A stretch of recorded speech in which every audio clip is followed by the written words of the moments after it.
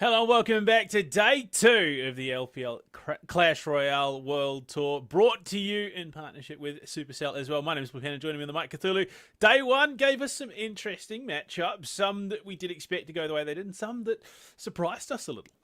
Yeah, there was a few matchups that really went, that we didn't really fully expect. You know, we had a few of the reverse sweeps, a full-on 2-0s. And yeah, the upper bracket currently looking a whole lot more thinner now. Well, I mean, really thin, given how many people we had sign up. It's been a long road through the tournament. Obviously, we're coming into day 2 of the top 16, but there were so many sign-ups, we had to change things. Coming into it, though, we have 16 players who are competing here. There's going to be another stage later on, of course, for the World Tour, but our 16 players started yesterday. We whittled those numbers down through a double elimination, best of 3, 1v1 bracket, but only one player can take the crown here and the king's ransom of the purse.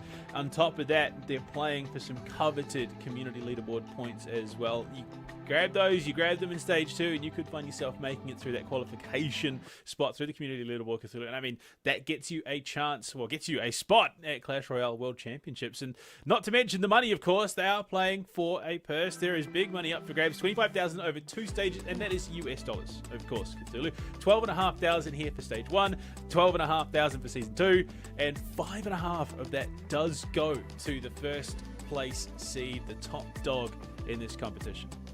Yeah, quite a fair bit of money that can be farmed up here as well if you do make it to the first place. And yeah, on top of the community points, like you said before, the chunk of money is going to be rather huge and a very big incentive here for the players.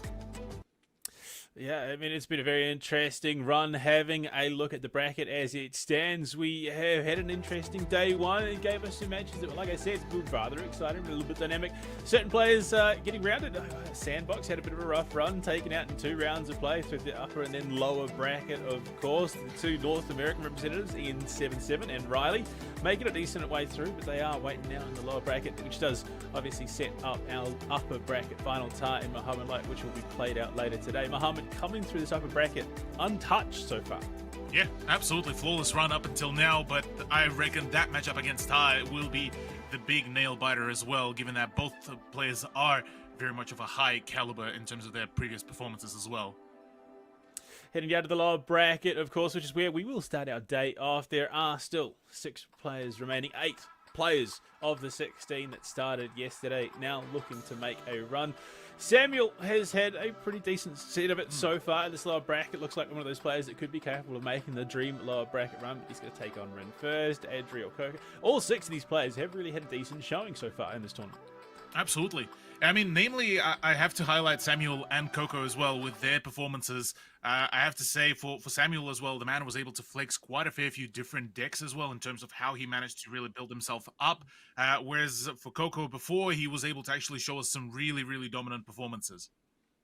Well, going into our first matchup of the day, Samuel Bassotto taking on Ren. Now, look, Ren, he had a good run. He started with a 2-0 in the upper bracket, then ran into Riley. Took it to a decider, but unfortunately couldn't pick up the victory. It was a rather close affair, whereas Samuel, he got taken down to the lower bracket by Tar, who was sitting in that upper bracket final like I was talking about. But he is making the lower bracket run, Cthulhu. He's looking like he might have the potential to go the whole way. Absolutely. And I mean, we looked as well for a brief moment at the amount of just battles there between Samuel and Rin as well. Quite a stark difference. And that also speaks the distance as well, because you look back at some of the previous decks that, for example, Rin ran, they all very much varied between, say, a 9-cycle deck to all the way to 12 with a lot of just the heavy hitters, whereas going by off the back of Samuel, a lot of the variations between the quick ones, the medium decks as well. So there's a lot of flexibility from that player. Jumping into it early. Raid throwing down. Logs early spell reveal by both players. And Evo Bomber to come through. It is just a regular bomber for now. You're going to have to cycle through skeletons. So, I mean, we're not showing a huge amount. I say that. The early earthquake out of Samuel for a bit of chip damage onto that left-hand lane.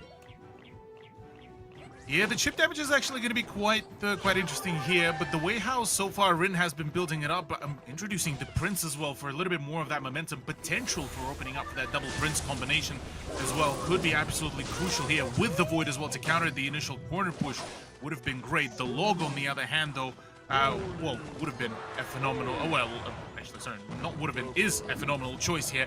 And so far from Samuel, the counter game is actually extremely, extremely good, including as well the Archer Queen as well.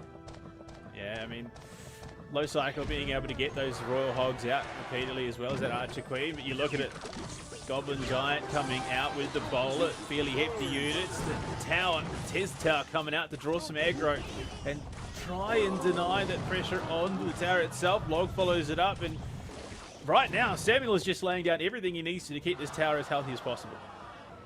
Oh yeah, this is going to be a bit of a dire straits really here. Let's call it how it is.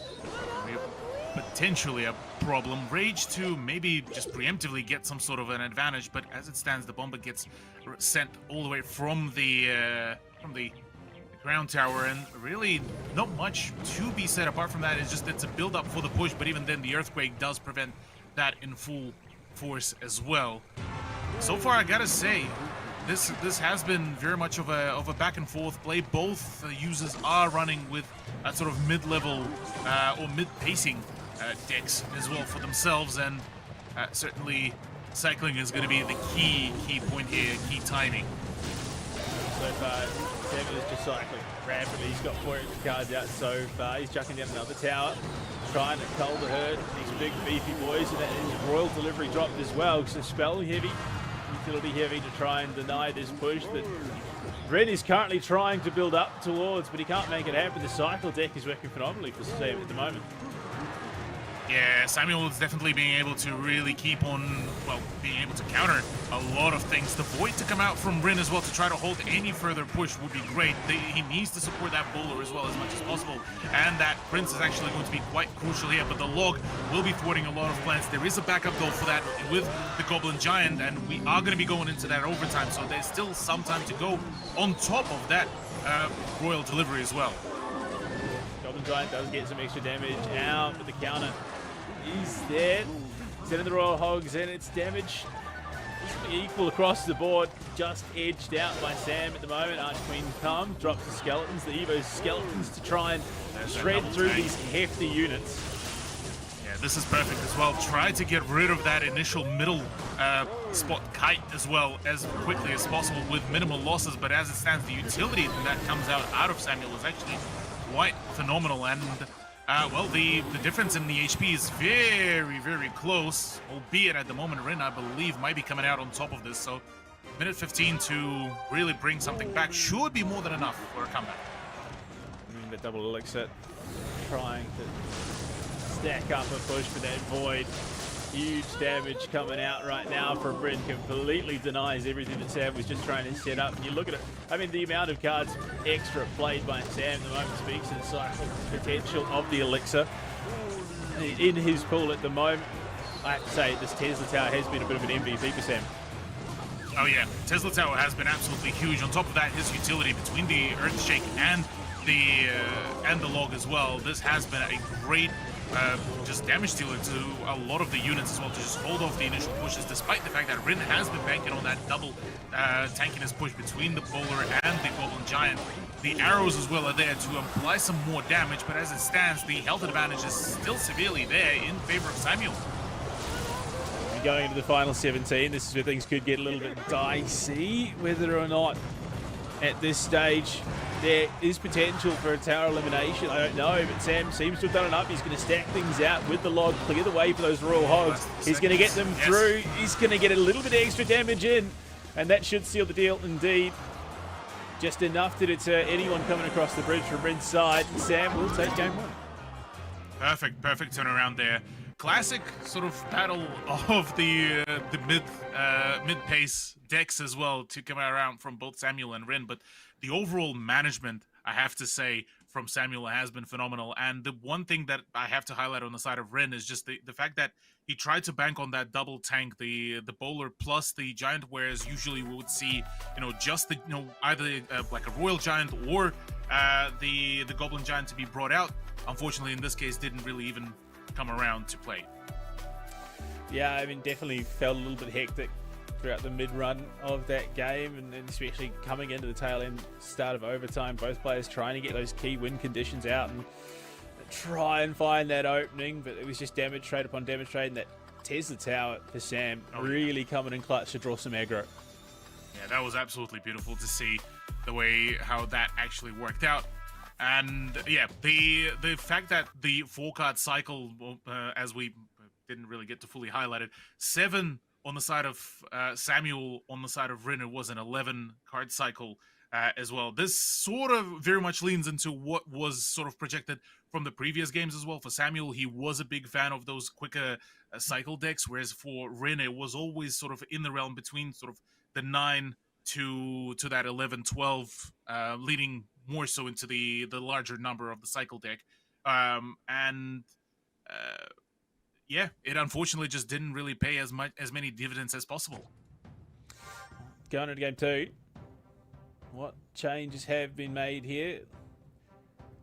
Looking to try and draw this out to a game 3 if you're Rin. For Sam, you're looking to shut the door in 2 if possible. Both players just sitting biding time, and zap, going to be the first reveal there for Rin, and the Monk comes in an answer for Sam. That's big. Both players dropping the Monk behind the King Tower, looking to push up that left-hand side of the map. What do they get in to back it up? That's the question. Yeah, Monk choice from Samuel is actually the first time, at least, that we got to see on the broadcast from him. Going to be the first big appearance, but overall the guards to be brought out as well to back that up as well. It's going to be an interesting choice. Drops, that's a heavy investment from Rin. Drops the Skeletons, the Lumberjack, the Bar Barrel, and the Ram Rider as well. Just looking to stack everything on top of each other, clear a path to that tower. And look, I'd say that worked out pretty well for him. Yeah. The one thing that you probably would want to see to be completed for the rest of the deck for Rin would be the P.E.K.K.A. and the Royal Ghost as well. But as it seems for now, there's not much of the things are really leaning into that. Whereas on the side of Samuel, the introduction of the Firecracker is actually going to be an interesting one. Even that is the first one on the stream that we got to see. 2, the Barb Barrel as well should be the one to apply quite a fair bit of pressure. And as well, on top of it all, the deck does introduce quite a fair bit of the anti-air as well capabilities, but it doesn't seem like the Infernal Dragon is phased much by that case. Yeah. At this stage, there we go. Okay. Royal Giant is to be revealed. They will stack up the archers as well, dropping plenty of units, those Evo Skeletons, to try and deter. And look, it's very hard for that Royal Giant rather, to get that punishment out, but it does do a decent chunk. The answer comes back from Ren. He's going to split to the left-hand lane and dish out some punishment of his own.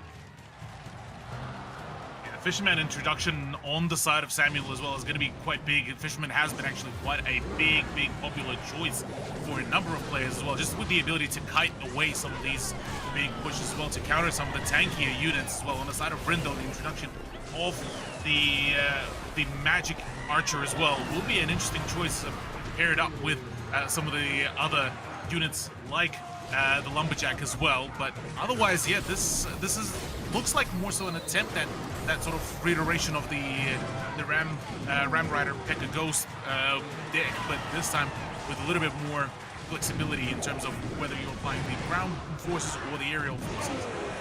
Fireball clears out the Ram Rider, and unfortunately the split, it was a big punish there from the Royal Giant at the right-hand side of the map. Clears out the first tower of the game. And Sam, that is it. That is a very impressive 2-0 from him.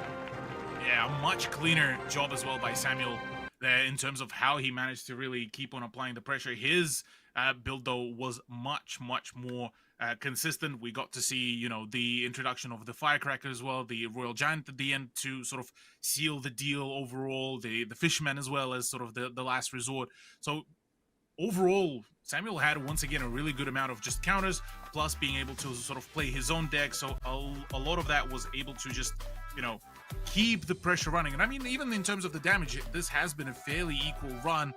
9-card cycle as well reveals that this is a much, well, once again, comfort zone for Samuel, not as much of a comfortable zone for Rin, despite that this is still in the lower end of his spectrum of the decks that he did use. Yeah, I mean, in all honesty, I think Samuel just read that second game very well. Rin looking to invest over the left-hand side of the map. Samuel said, look, I can drop some big units here and get that push going on the right-hand side. That Royal Giant coming in huge. And Well, look, it was the right read and the right play at the time to secure a 2-0. And I mean, just looking at it, that light investment for Samuel, being able to cycle so quickly into the Royal Hogs and just clear out the map, stacking all that utility on top of each other. This was a perfect read. Tried something. He tried something in both games. Unfortunately, it just wasn't the right thing at the time. Yeah, no. For Rin, I genuinely wish that double tank stack actually worked out better than it did, but unfortunately that was not the case. And yeah, looking at deck 2 as well for both sides, a lot of read coming out of Samuel with the introduction of a little bit more against the anti-air with that firecracker on the side of Rin. It was also the attempt to go for a bit more poke, a little bit more ability to strike the opponents a little bit faster, a little bit harder as well. The magic archer came out as well, which is a little bit of an off pick to a certain degree, as we didn't get to see as frequently, but nonetheless, a pretty decent choice, all things considered.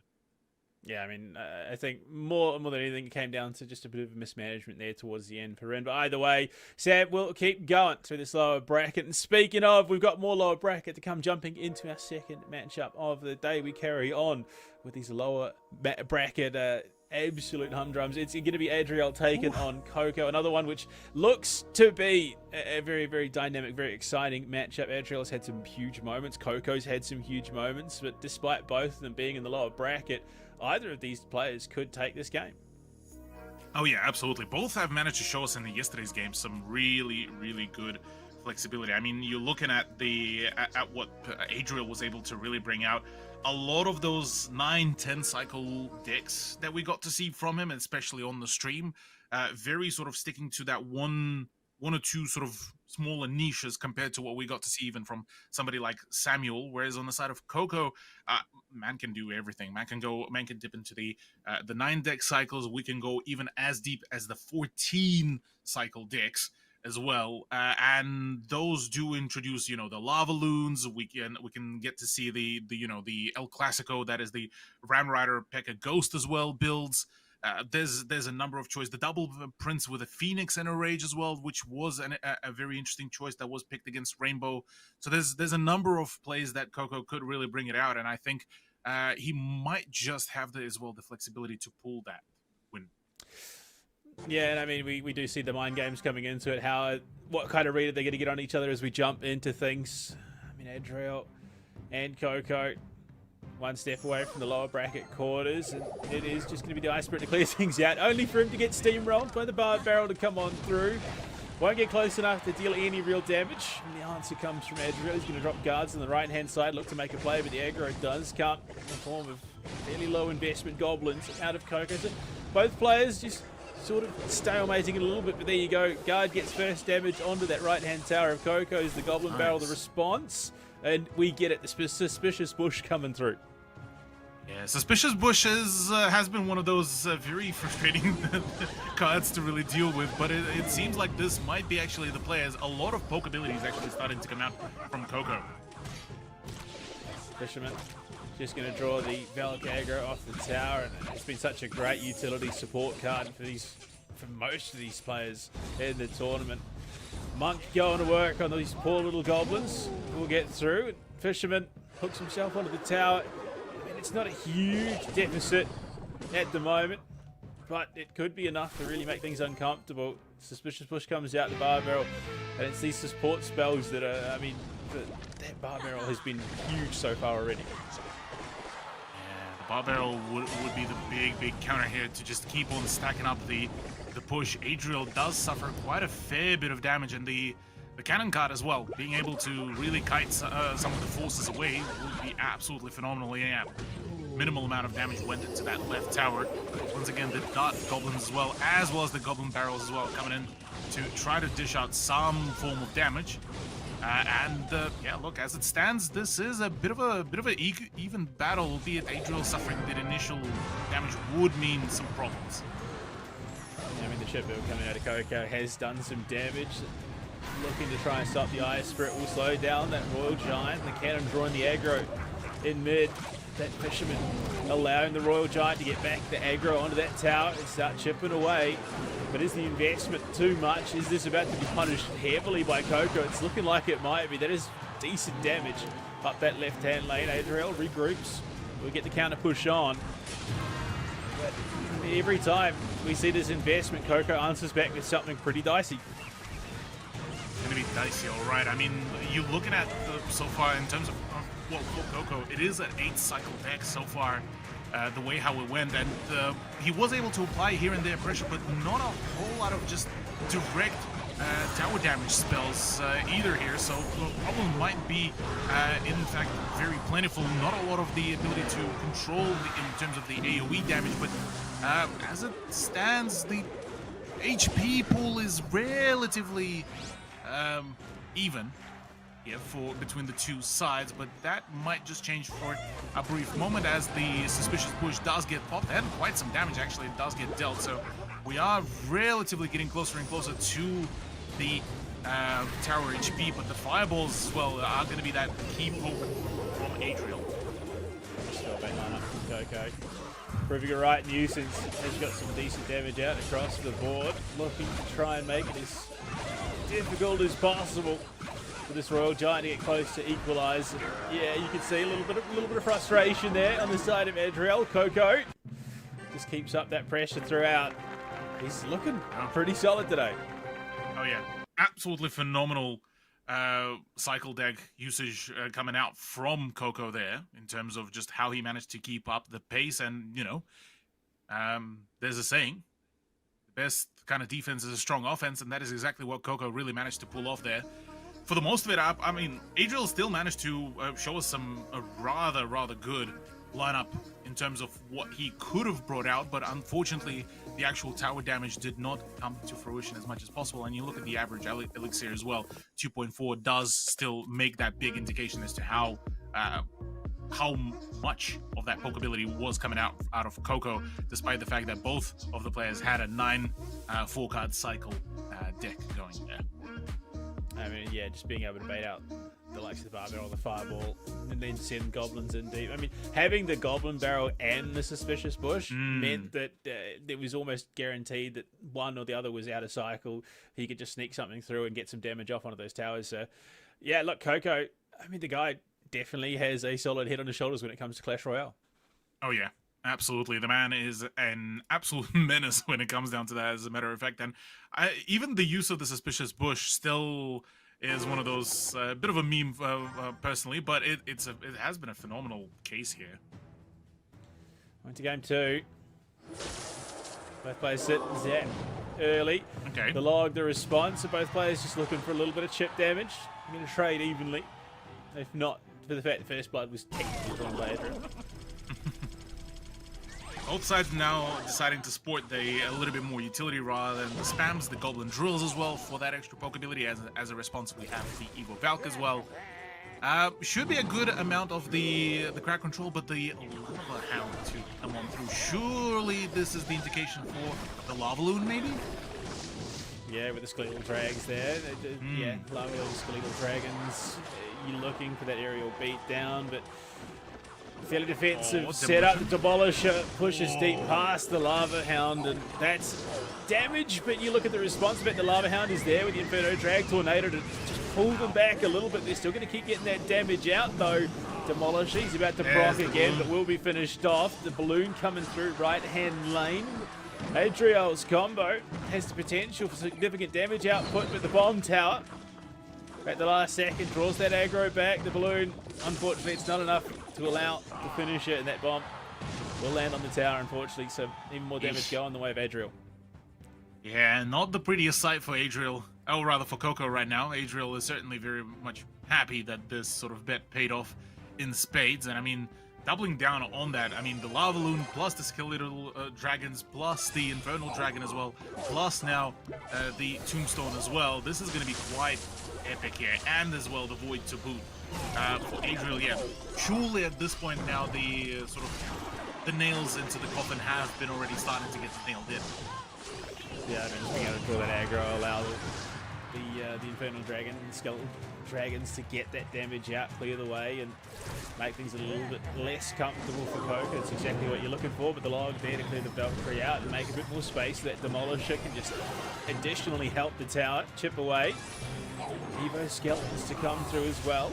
There's that Ice Archer. I mean, they are looking to try and clear past this Demolisher, keep proccing and get damage off. We've got Goblin Drill as well, set very, very deep. Evo Drill being a real problem this left-hand lane, but still not achieving the same numbers that Adriel's had so far. Still, though, that is a big catch-up as well coming out of Coco with that drill, though.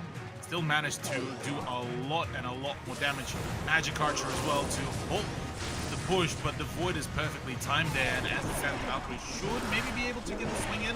Indeed, she will be. Overtime still is going to be begun here. Skeletal Dragons to deny the majority of the damage out of that Goblin Drill, but the damage nonetheless still there. Demolisher primed to go for the push. The damage does come through as well. That 888 all of a sudden Adriel does start sweating, but there is a lot of damage though. No, he doesn't. Yeah, never mind.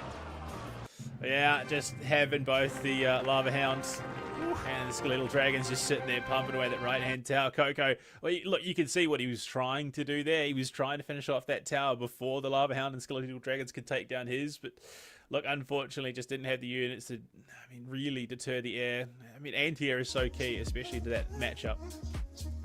Yeah. The overall damage came through quite rather big, and I mean, yeah, the 13 card cycle out of Adriel with the 4K damage definitely shows its absolute domination in that round. He managed to bring that sort of out before, I believe. Actually, pardon me, no. For Adriel, this is one of the first few sightings of that heavier hitting deck to bring it out. But regardless, it was actually a really, really solid turnaround for him against Coco, who seemed to have taken a bit of a liking towards the quicker decks, but unfortunately in this case, it didn't pan out as well as he hoped for it. The aerial defense wasn't as great, and yeah, the counter game didn't really pan out as much as he probably would have wanted it. Yeah, I mean, the first game 3 of the day is not... Look, I'm happy for it. We always like to see the side raise their stakes just that little bit more. It also gives the players another chance to sort of readjust and reevaluate what their game plan is coming into the later stages of this lower bracket run. So, I mean, both players have had fairly good decks in their victories in this best of 3. Now this is crunch time. This is where you need to pick the right deck, because a misplay here could seal the tournament for you. Oh, yeah. This would be the big one. Now, let's not forget, this is all also in the lower bracket. So whoever does lose this very next round is, well, that's it for their run in this whole tournament as well. So definitely a heartbreak no matter how you look at it. Both Adriel and Coco are phenomenal two players that can really flex their big brains and the deck building skills. But yeah, look, I would love to see maybe one of the quicker ones to come out from Adriel as well, seeing as this was one of the ones that was able to slay Pedro as well in yesterday's games, to get him pushed even further throughout the lower bracket. Whereas for Coco, I mean, look, the man can do it all. The man can play the 14 deck cycle builds as well, with the lava loons and all of that. But yeah, this will be ultimately a game of guess and a game of chess as well. Yeah, I think Adriel, he's probably looking past Coco. I think at this stage, knocked into the lower bracket by Ian yesterday. He's probably looking for that rematch. He's going to have to win this one. He's going to have to win the next one as well if he wants to get there. It would also rely on Ian winning his lower bracket quarterfinal. But look, who knows? There's still potentially anyone taking those spots at the moment. What we do know for sure is Game 3 is on the cards, and the cards are going to have to be very, very key. I mean, from what we've seen, both players have shown flexibility. I think Adriel probably might edge out Coco just a little bit here, but I mean, Coco really is ice cold. He really is cold. He's calculating. He knows exactly what he wants to do. He knows his win condition. He's going to stick to it if given the opportunity.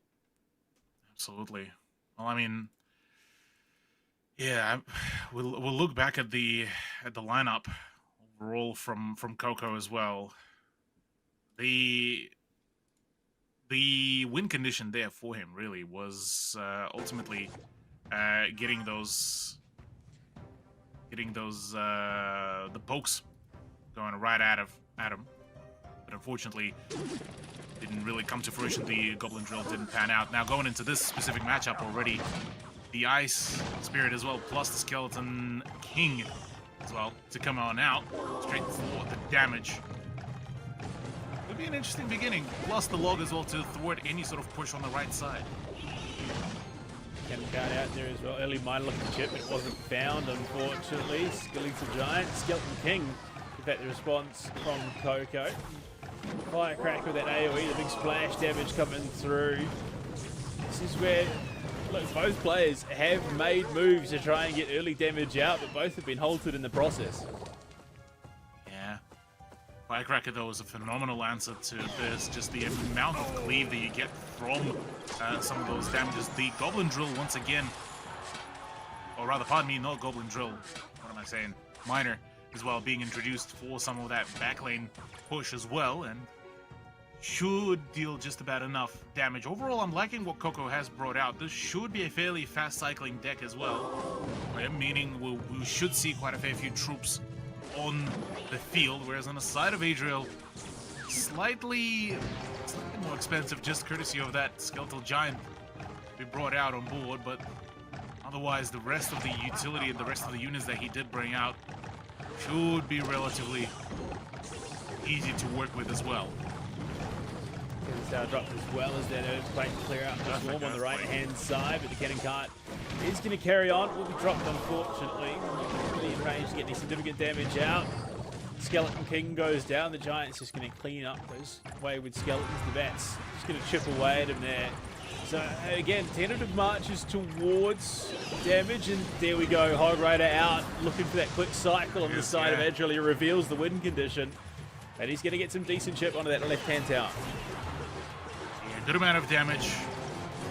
From here on out, we should see quite a fair bit of that push. Now all the gloves are off. The Skeleton Giant versus Skeleton King, and the cannon cart to come through. Curious to see if any further damage does come around towards Coco, because he's the one that dealing the majority of the damage right now. Sub 2k potential was there for the health points for the left tower of Adriel, but as it stands, a full-on Goblin gang to come on out. It's a rumble all over the place. Saw that chip for Coco. The miners in. It's all just smoke and mirrors to draw attention, allow that miner to go to work. Hog Rider has done a decent job of shredding through Coco's towers. Won't pull the miner out once again. The log not going to be able to clear him out. So our miner will just keep plugging away. Now, I mean, double elixir means these units are going to be coming out that much quicker, and a quick cycle hog deck, you're looking at even faster cycles through to get him back into play. Yeah, even quicker to go. The towers will potentially to make that play. Earthquake to slow down the push. The arrows coming out from Coco are quite essential here for that extra poke as well, to try to clear out some of the plays. The Firecracker should be coming out soon as well as the deck continues to cycle, and she will be quite key here for the play. And there she comes out, full wave cleared out, but the arrows do get rid of her really quickly, and the miner continues to dish out even further damage. 1,100 HP versus 1,200 HP for the left tower of Coco, so the competition is still very, very close. Mortar reveal, draws aggro from the Hog Rider, and this deck doing exactly what Coco needs it to do. Should have the miner back up in a second as well. We'll be looking to find that opening to send him in to carry on that chip. There you go, off he goes. Right-hand tower of Adriel, just going to keep plugging away. Nice strip drop to try and slow him down, but there you go, the overwhelm up the right-hand lane, and Coco will take it in the decider. That was brilliant stuff. He played that deck perfectly. Yeah, certainly could see the sigh of relief there from Coco, as well as the nerves were starting to give in for a brief moment there, but yeah, man managed to lock in and really bring that whole game out in his favor. For Adriel, though, unfortunately, this is it for his run in the LPL run here in the LPL World Tour Season 1. But I gotta give kudos. This was still a phenomenal run by Adriel, and phenomenal deck choice as well for the play. Even better, an 8-card cycle, or rather 4-card cycle to come out from him, but unfortunately just not enough tower damage. Wasn't really able to keep up, despite the fact that he did have the faster deck But Coco, with the sheer overpower there, was absolutely solid with the play. And the minor being the win condition actually ended up coming out on top in comparison to the Hog Rider as well. I mean, he threaded the needle time and time again with that minor, just that right-hand tower, just continuously chipping away. I mean, everything else in his deck just sort of stacked up to draw that attention, draw that aggro, and all of a sudden the minor was there chipping away at the tower. The Ice Spirit, look, it was a decent response out of Adriel to try and slow that damage down a little bit, but it was much of a muchness in the end. And I mean, Adriel had some brilliant stuff in his deck as well. I mean, very, very classic. Expected to be seen throughout this tournament in the stage of the game at the moment. Look, it's just been so impressive seeing them play it out. Yeah, the moment we got to see as well the lava loon as well to be brought out, that was the one that really turned initially the tide after Coco's first win, and that sort of shown as if Adriel was about to make a big turnaround as well with the reverse sweep, but unfortunately in the last game just things didn't pan out. The Earthquake was an excellent choice on top of the log, but unfortunately the sheer amount of poking ability from the arrows, the sheer amount of just the cycling and the raw power actually that came out of Coco as well managed to really seal that deal, and the mortar at the end to sort of add a bit of a salt to the insult there, or rather to the injury. Didn't really help either. Well, our first two matches of the day done. 2 more players sent home, unfortunately. 6 now remain. When we come back after the break, we will look to see another 2 sent home. We'll see you back in a sec.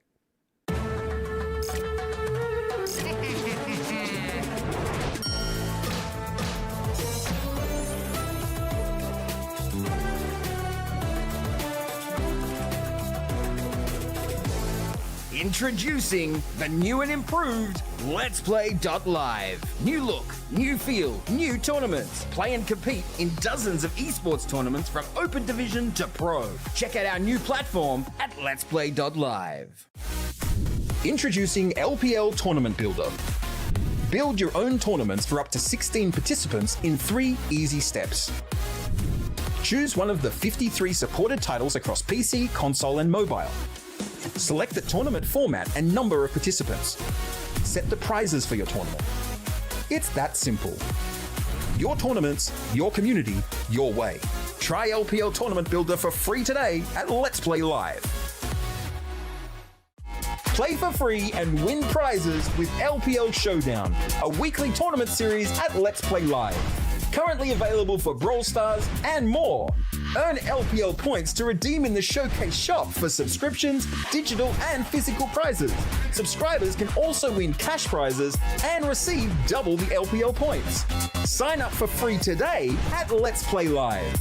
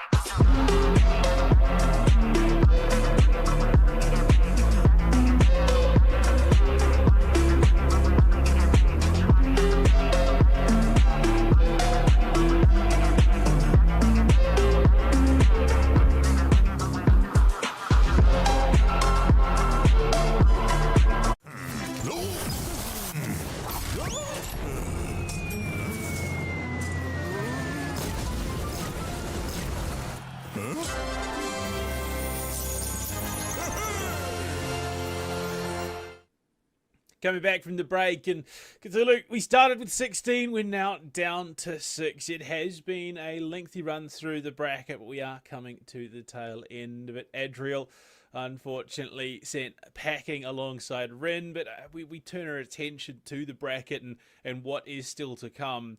There are a lot of matches which probably have a little pressure on them, if we're being honest.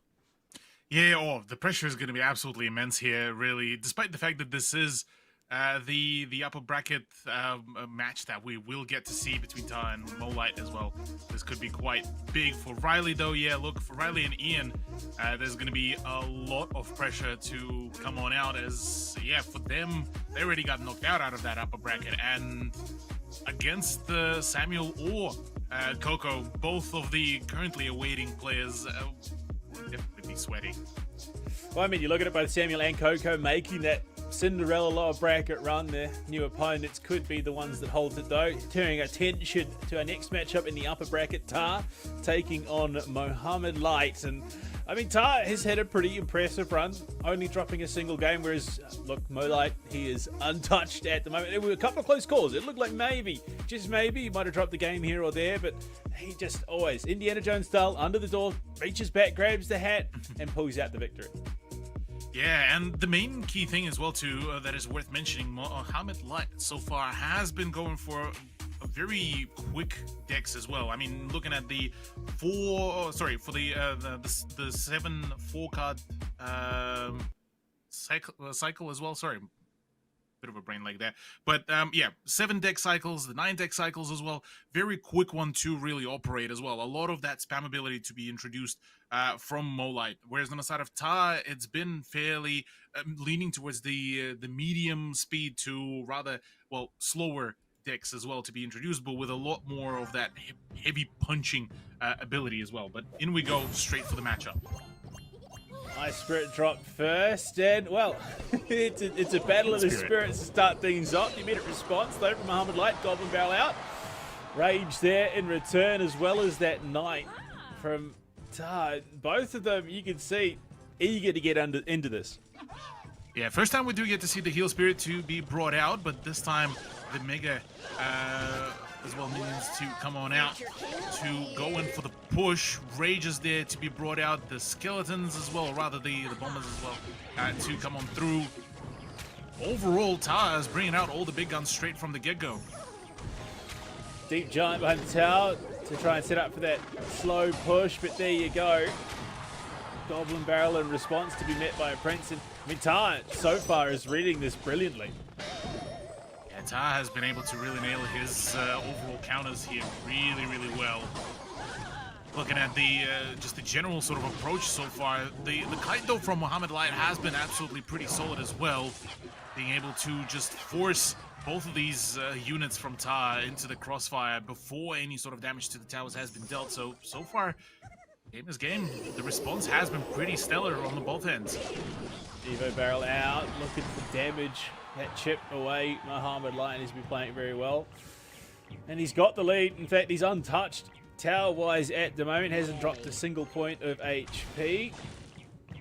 Archer goes out to deal with the bomber as it works its way out the left-hand side. So Mo, it looks pretty calm and collected at the moment. Oh yeah, and will be pretty steady, all things considered, and not really that much of a pressure as it stands. Though, minute remaining, there could be quite a fair bit of damage to be dealt.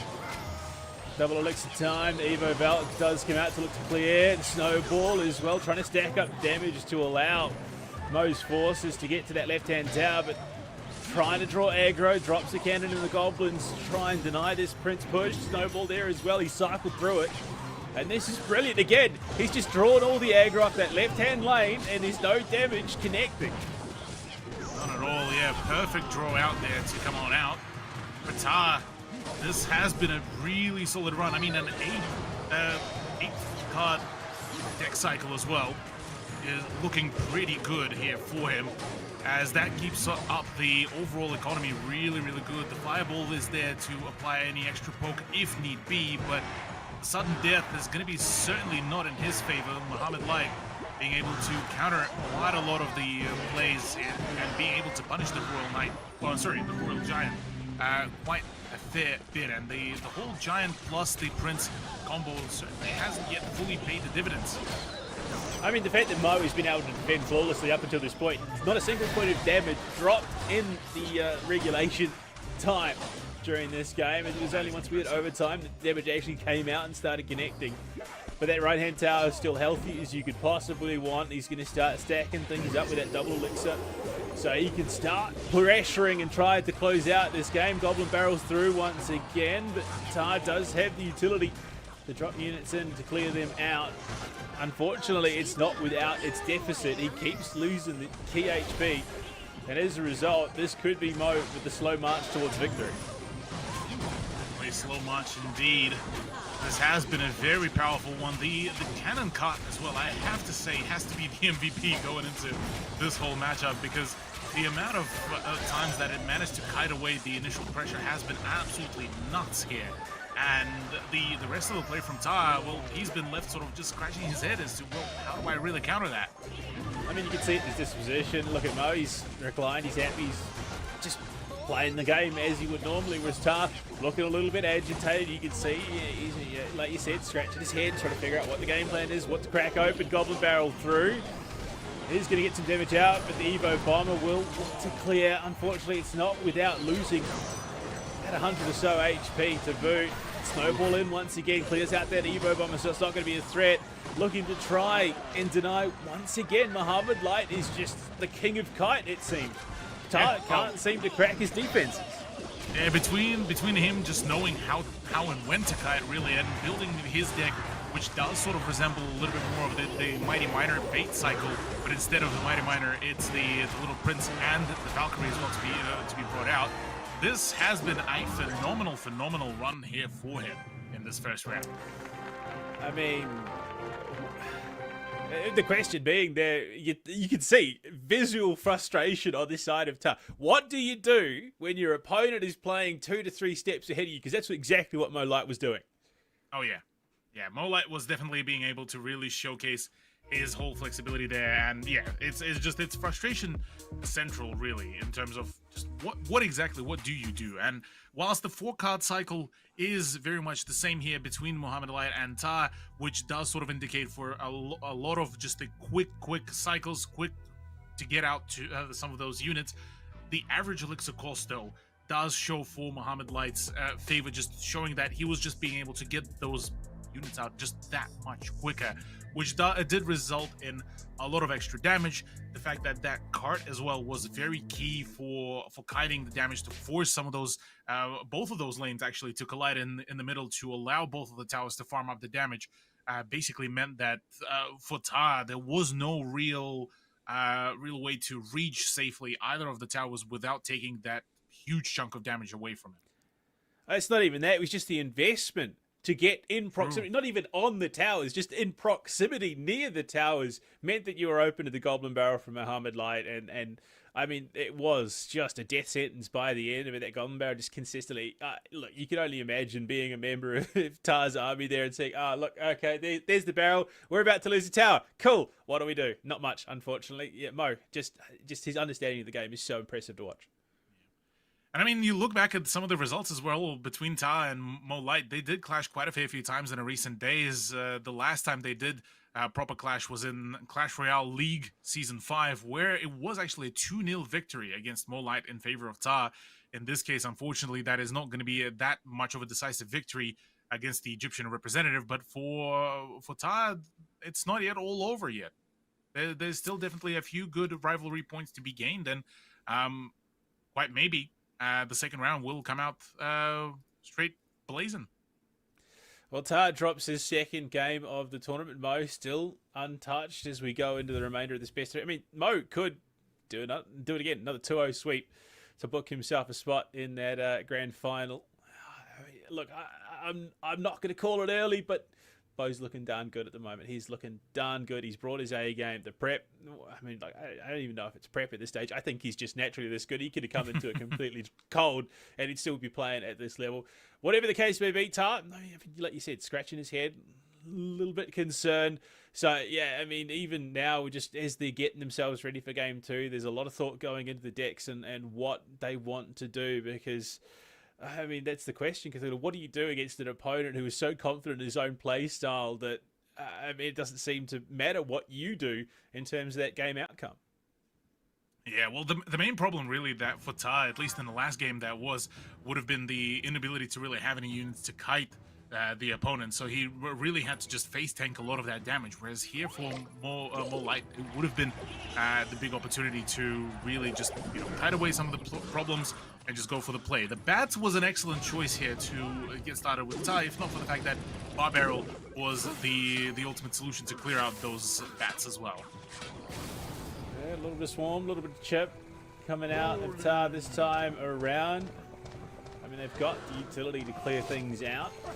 Mohamed Light, Fisherman in, says, look, yeah, you can send whatever you want my way, but I've got a way to draw that aggro and pull one of those units into a position that you don't want it to be. The Phoenix there as well, just a little splash.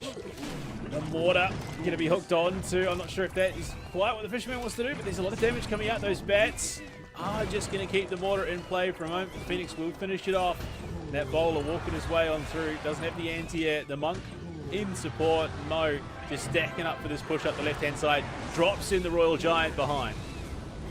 Yeah, the Royal Giant and the monk would be able to keep up the push going. And we did see a few of the iterations of some of the decks that did utilize that combination, plus the Phoenix as well, to just keep up that pressure overall. And as it stands on the side of Ta, yeah, the Infernal Dragon could be doing quite a lot of damage, and a bowler as well to apply that pressure. We do already know the win condition on the side of Ta. It's the miner. He does need some space to be generated, and that's where the rest of the lineup does come into play.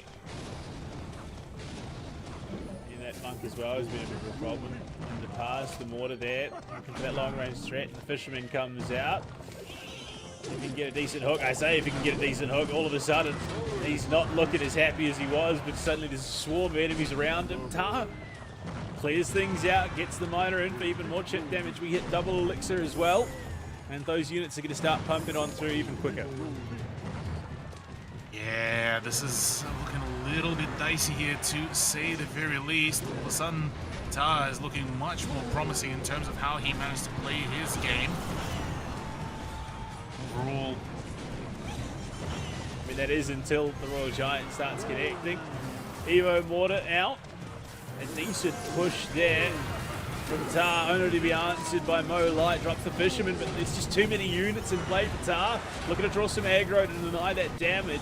And Mo's been so consistently good at it today, just drawing that aggro off these towers. Bar Barrel out as well, but that Inferno Dragon still up. He's going to cop a couple of shots, gets a little bit of damage out. Another mortar to come through, just cycling through these cards. Those key win conditions for Ta out. Well, clearly we are heading to overtime at the very least. I think at this stage Mo still does technically have the edge, but you look at it, a flood of units coming from Ta, getting onto that left-hand tower and dealing some decent damage.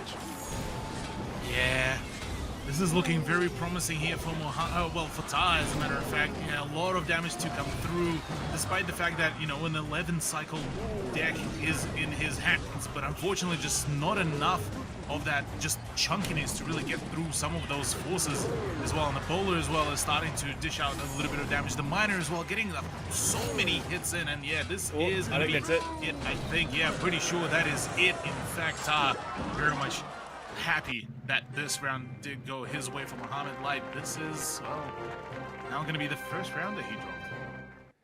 Well, there you go. I mean, Mo Light drops his first game of the tournament. But, I mean, look, it's still a best of three. He still has that decider to potentially close out and deny a reverse sweep here. But Ta, look, definitely less agitated than I want to say on camera there. Played to his win condition. Just was able to overwhelm by the numbers there and start playing those beefy units up into Mo's face. Couldn't quite draw the aggro because there just wasn't enough health pool for them to survive the onslaught. And that Inferno Dragon as well, just so key in Ta's strategy. Oh, yeah. Yeah, the Infernal Dragon was actually really good choice there as well. The overall output of that unit as well caused some really big hassle for Mo Light as well. Plus the Evil Mortar as well has actually been quite crucial with a few of the pushes. And yeah, the minor choice once again has been quite an elegant decision there. On top of all of the Goblin gang as well, the bats, the bowler as well. So it's all sort of went really well together in terms of its synergy. In terms of the 4-card cycle, both sides have had that 11 cost cycle to really go, which basically indicates that, well, for both of them, they needed to really go through quite a few of the fairly expensive units to really get that cycle going, to be able to redeploy some of the key units as well on the play. And I mean, in terms of Ta, the miner was just a little bit of a better bang for the buck. I mean, the other thing, Mo tends to thrive when he can dictate the pace of aggro there. I mean, being able to consistently kite those key units out from Tar. But, I mean, that second game, the Fisherman just wasn't able to find the right traction that it needed to. If it wasn't hooking itself onto the water and ultimately its own demise, it was hooking Goblins because there were just so many of them in the way. He couldn't get those key units out into the open to be finished off. So, yeah, look, Tar, the adjustment of his strategy really undermined, Molight's usual approach.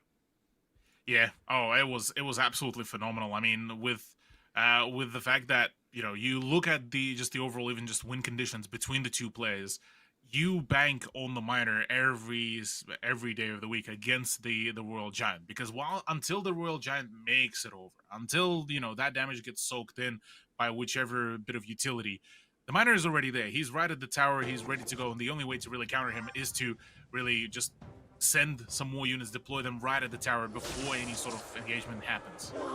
Boom, off the bat, Tar with the zap. Responded by the log, so it'll be spell trade once again. Lava Hound out for Tar, maybe leaning towards a Lava Loon, but the guard's out. In response from Mo, looking to get them up early. Both players dropping the guards, in fact. Tar successfully denying that push onto the tower. Archer Queen drop with that Electro Spirit, just try and stall out the push. Mo, he's trying to gear himself up for a push this right-hand side while still clearing out the units from Tar at the left.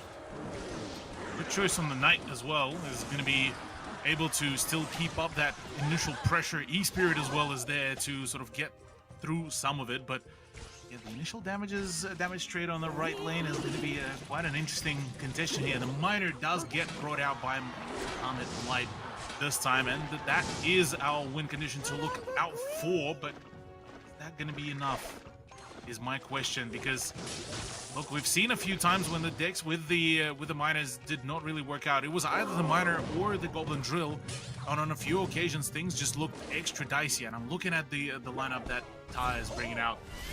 Surely this is a Lava Loon setup. Given the Skeletal Dragons, given the Phoenix, surely the final piece of the puzzle is the Balloon. Potentially, but it's that anti-air. In play from Mohamed, the Archer Queen, making it a little bit tougher. The Void dropped onto the Queen once again. Phoenix is going to be popped while the guards work their way out the left. So it is a split approach from Tar at the moment, just trying to divide most forces. Guards out for Mo, the Miner to follow it up. In behind the Skeletal Dragons as well. So he's going to keep chipping away. That right-hand tower gets some key damage dealt, but the Dragons work their way out the field. Gonna look to try and dish out some punishment. Evo Knight dropped as well as that Archer Queen to the front line there to deal with these air units. Means that the Queen can go to work.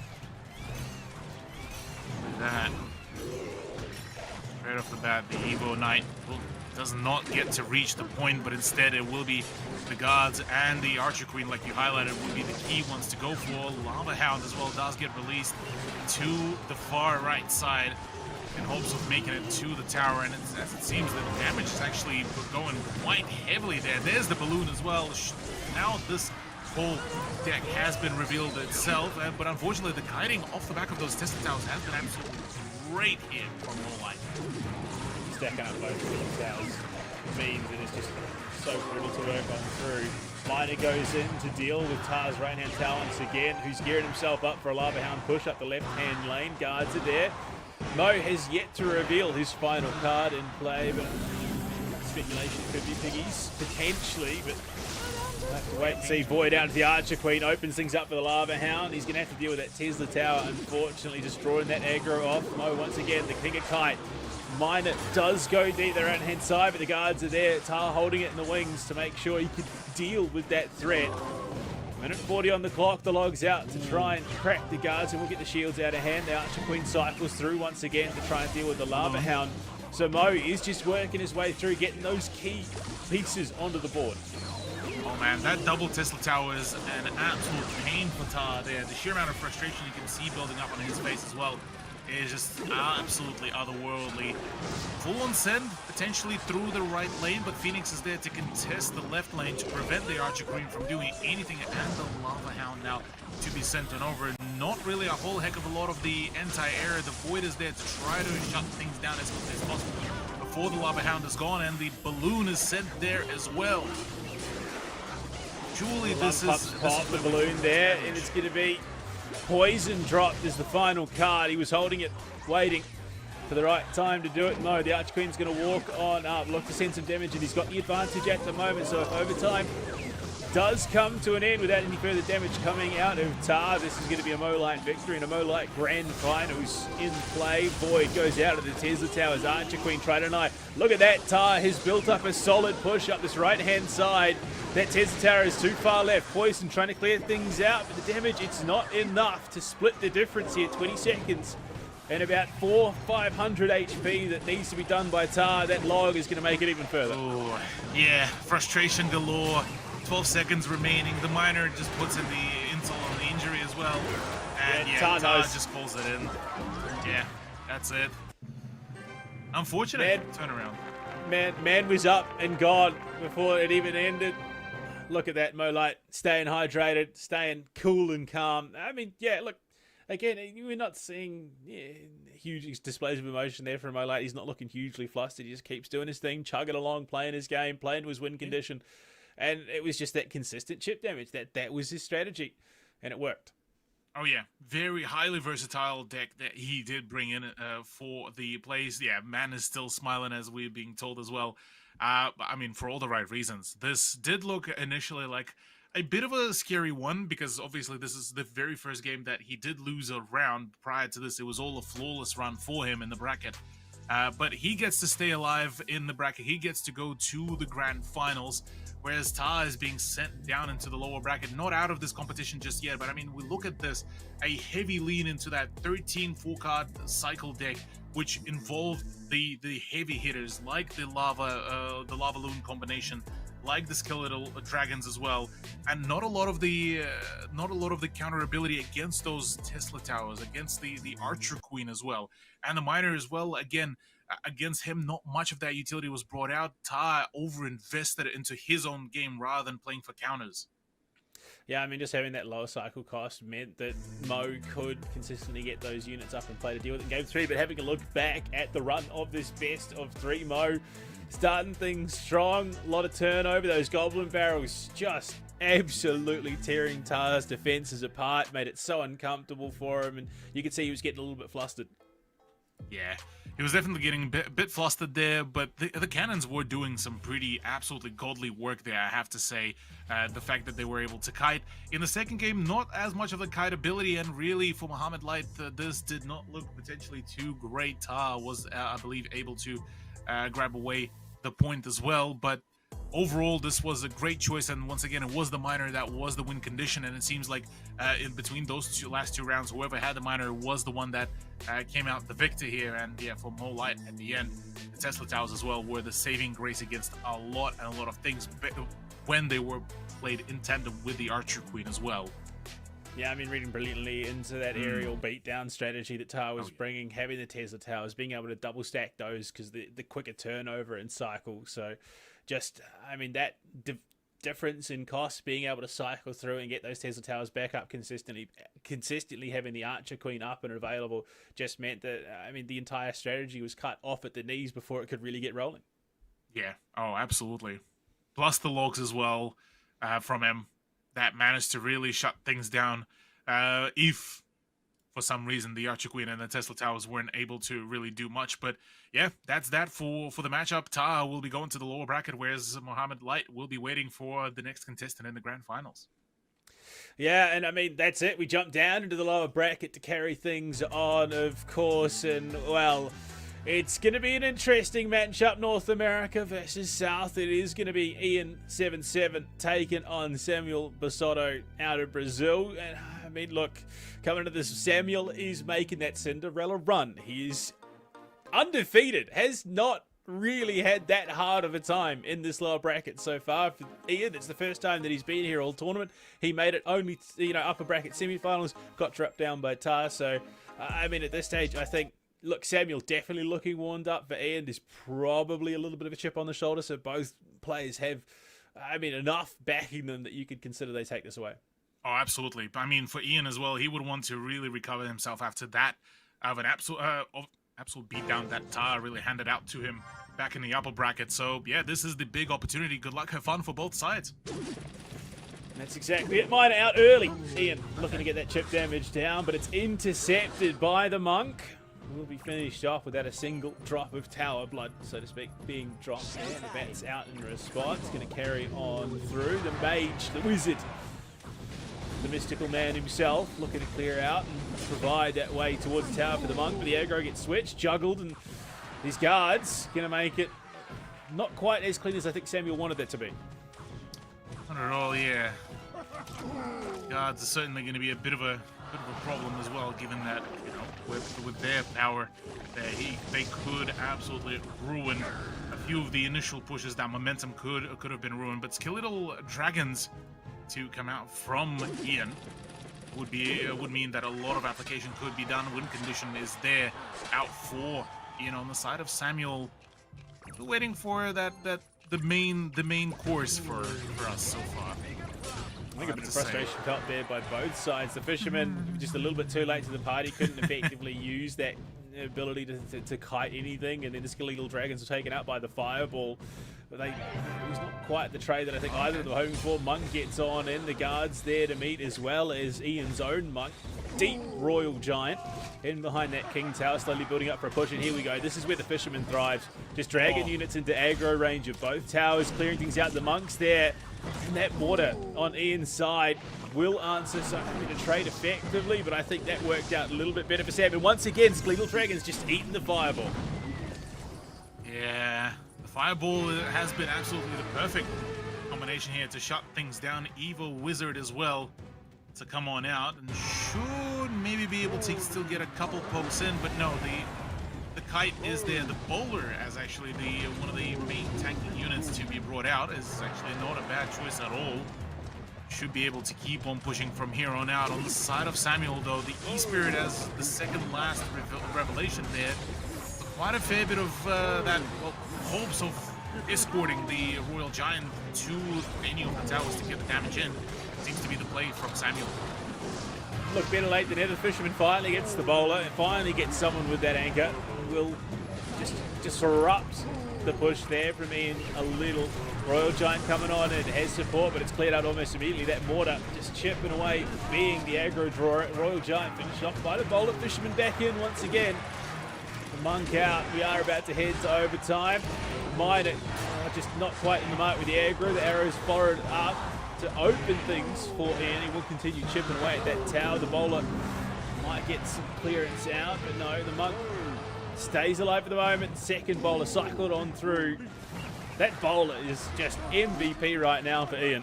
Oh yeah, the bowler has been doing some absolutely huge things for the rest of the team, and looking at just the overall pacing of it. Yes, whilst you don't have the medium or high damage spells, as it stands, your defense, your synergy, your versatility of the deck that so far has been brought out by Ian is absolutely godly. Prince Van there could be punished quite heavily here by Ian. Just all of Sam's units cleared out. The Wizard finishing off the mine, but not without dropping some decent HP. And you're looking at Ian's towers, all healthy as Larry. Royal Giant there, drawn over towards the mortar bar barrel there. Just stacking up these cards. Samuel trying to clear away for that Royal Giant to get onto the tower of the guards, but no, unfortunately, Royal Giant not going to be able to connect. In fact, no one connecting onto these Cannoneer towers. Yeah, as much as one would have wanted to see that the Royal Giant to still push on through with the sheer amount of spam ability as well, plus the Fisherman as well, that should be able, to pull over right over the river the units. Unfortunately, it's just not enough pressure. And I mean, we're looking at this heavy amount of damage that came out of Ian's deck.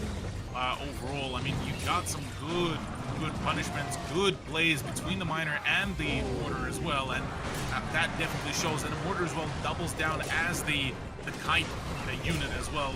Definitely explains a lot of things here. Royal Giant finally looking to get some damage onto that tower, and it's a decent chunk of damage to the Wizard.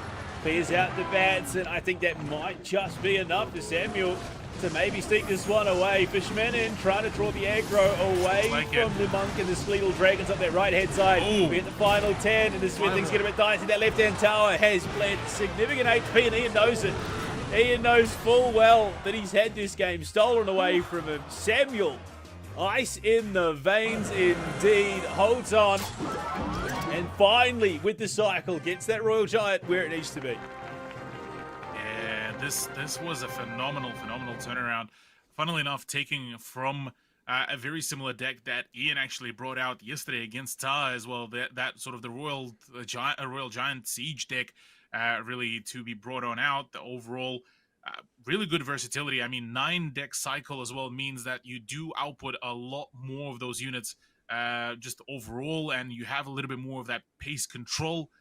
Unfortunately, just not a whole lot of reliable anti-air units, which means that whilst the Fireball was there to keep the Skeletal Dragons at bay, unfortunately, just that was the only solution. The moment that was down, it brought down a lot of just pains, really, for Samuel. Whereas on the side of Ian, look, yeah, it was an excellent effort, excellent build, honestly, as well, but it just unfortunately fell short right at the last moment, just when the Royal Giant was starting to output the damage there in the last 20 seconds. I mean, poor Ian goes from not dropping a single point of HP in regulation to being absolutely heisted there at the very end because of the quickest cycle on the side of Sammy, which, I mean, is something that he's been playing all tournament. He just opts that slightly quicker approach to just get those key win conditions out into play time and time again. And I mean, look, Kazula, he is in the middle of the Cinderella lower bracket run. Look, I don't know if it's a case of maybe Ian's coming in underestimating what Samuel's bringing. Whatever the case may be, the stars have aligned. Samuel 1 win away from booking himself a spot. I mean, we're getting close to top 3. He might just crack that at this stage. Oh, yeah. There's certainly a heavy possibility at that. I mean, you're looking at the way how he ran through some of his opponents, and it has been a huge opportunity. I mean, he was the one that managed to dethrone Sandbox in a 2-0 fashion as well, while started, I believe.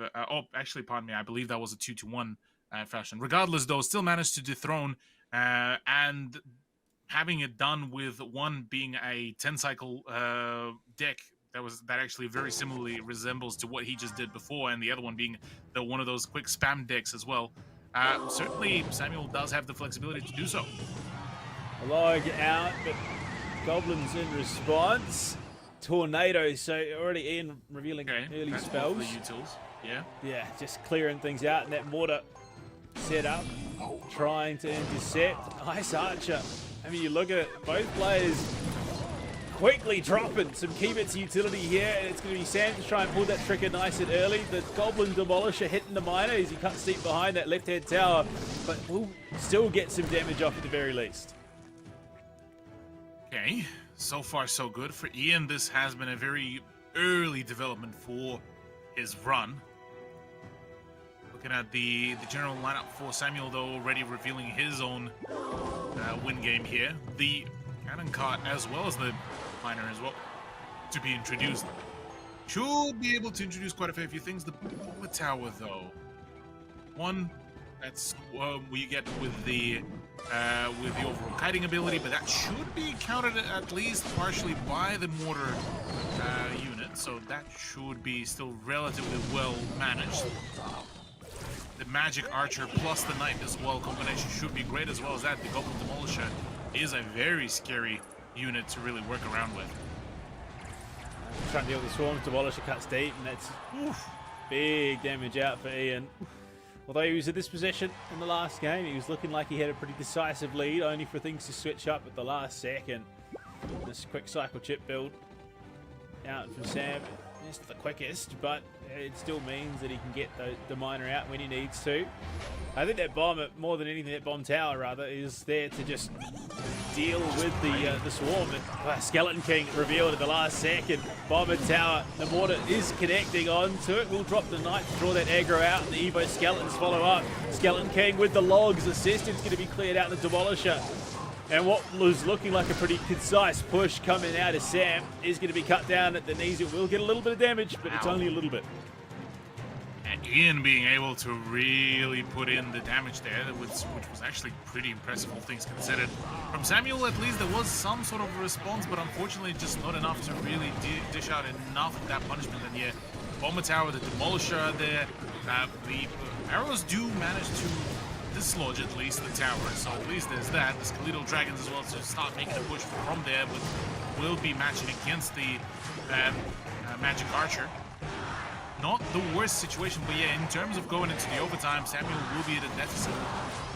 He was there last game as well. It didn't really matter much in the end. He got things done, tornado out. And this is the approach that Ian is looking to take. Clump things up, get that bomb tower in to deal the splash damage and work through the hordes of units. Sam is dropping 430 HP on that left-hand tower. One decent push and he would take it out. He's got the log as well for a bit of extra chip and mortar on Sam's side of the river. The Evo mortar to try and clear out this push and stop it before it really gets rolling. It is. Oh, this is looking very, very dicey here from the side of Samuel. Only 100 HP remaining. The log should be able to still put a bit of that extra chip and the tornado to boot. Good game on that one. The round 2 goes into the hands of Ian, so Royale won all between these two contestants, and this was a much, much more decisive turnaround from Ian, I have to say.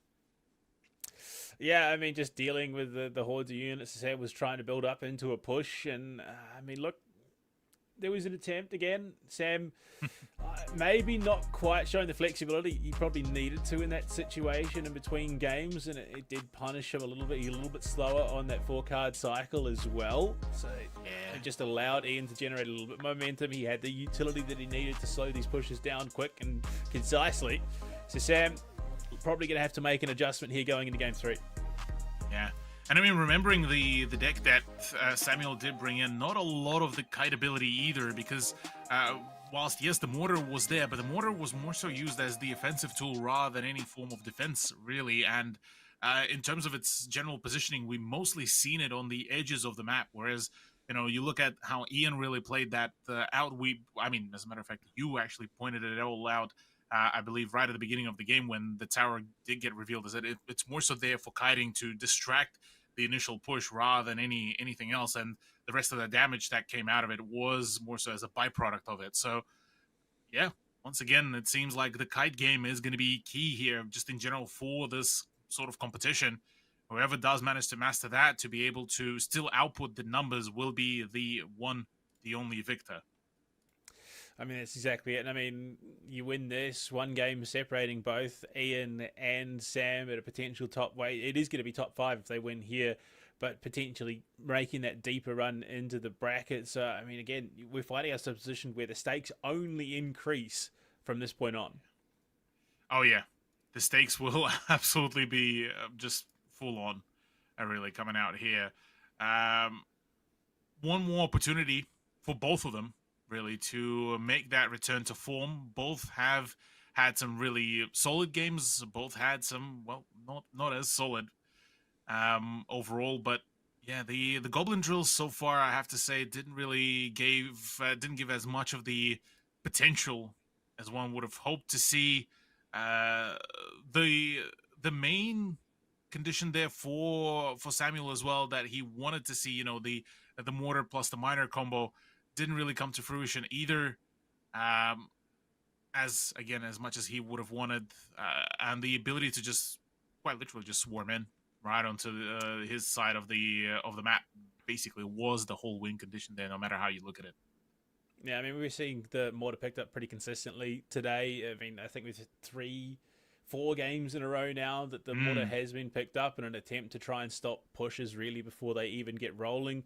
So, I mean, look, obviously it's something that these players are quite happy with and they think it fits quite well into their decks. But, I mean, Sam, I mean, we saw it in that last game in particular, obviously just not having the adaptations needed between the first and second game, you know, hamstringing him a little bit. And, I mean, that is something if Ian latches on to, if he realizes that Sam probably doesn't have the flexibility that he needs to carry on this Cinderella lower bracket run, he could look to exploit that.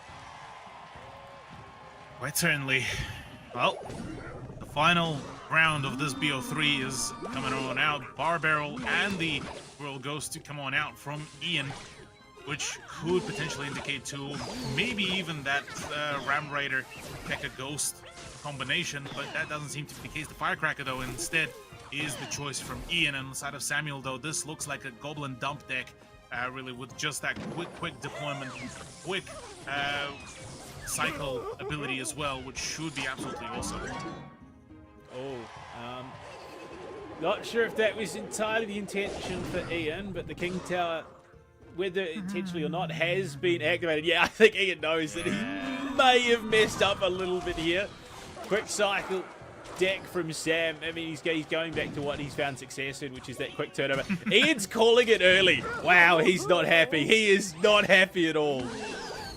Yeah, I wouldn't be either, really, with the way how things panned out. But still, I mean, the Firecracker is still being able to dish out a little bit of damage here and there. The Dark Goblins should be enough, though, to suppress all of that. Yeah, the Goblin Barrel is about to come on through. Samuel may have just made the best bet there against Ian's lineup.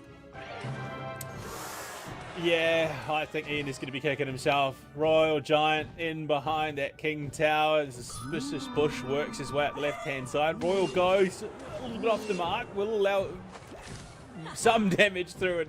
I hate to call it early, but it definitely seems like Ian might be a little bit tilted. Yeah, oh look, I would imagine this will be one of those very frustrating turnarounds because I mean you're looking at his deck as well.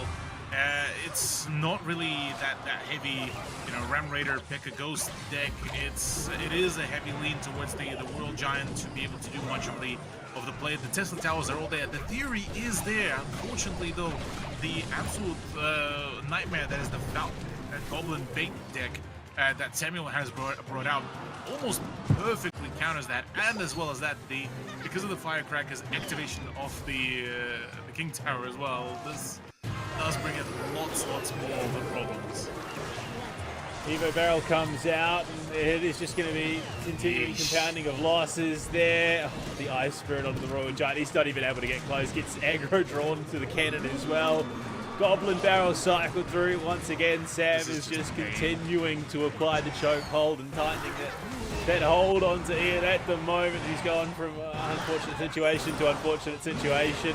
Royal Giant is going to get within range of the tower, as does the Royal Ghost, and they are going to start chipping away, and that is going to bring it back near even. Unfortunately, though, look, it seems though Ian has recouped his mental. He's looking a little bit more sound now.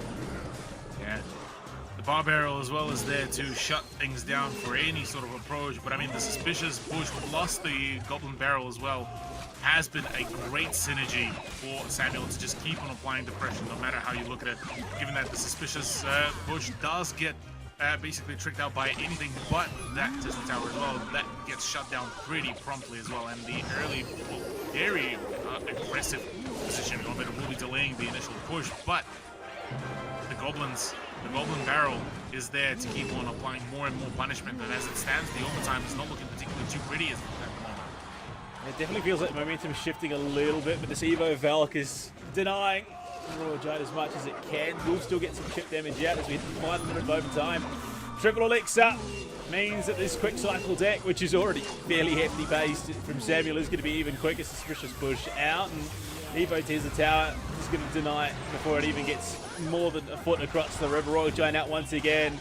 Ice Spirit to try and slow it down. He's just dumping units. Sam is trying to do everything he can, throwing everything but the kitchen sink towards Ian to try and deny this push. He is behind, but only by a little bit. If this Goblin Barrel's effective, it was looking like it could have been, but the Bar Barrel held in response to that. And Ian, it looks like he may have just held enough left in stock to try and bring this one back. Evo Goblin Barrel out. His Bar Barrel still there, cycle through. Oh no. Look, it's coming quickly, it's coming fast. Is this going to be enough? Fireball again, it is widen that gap. Ian has held on very impressively to bring this one back.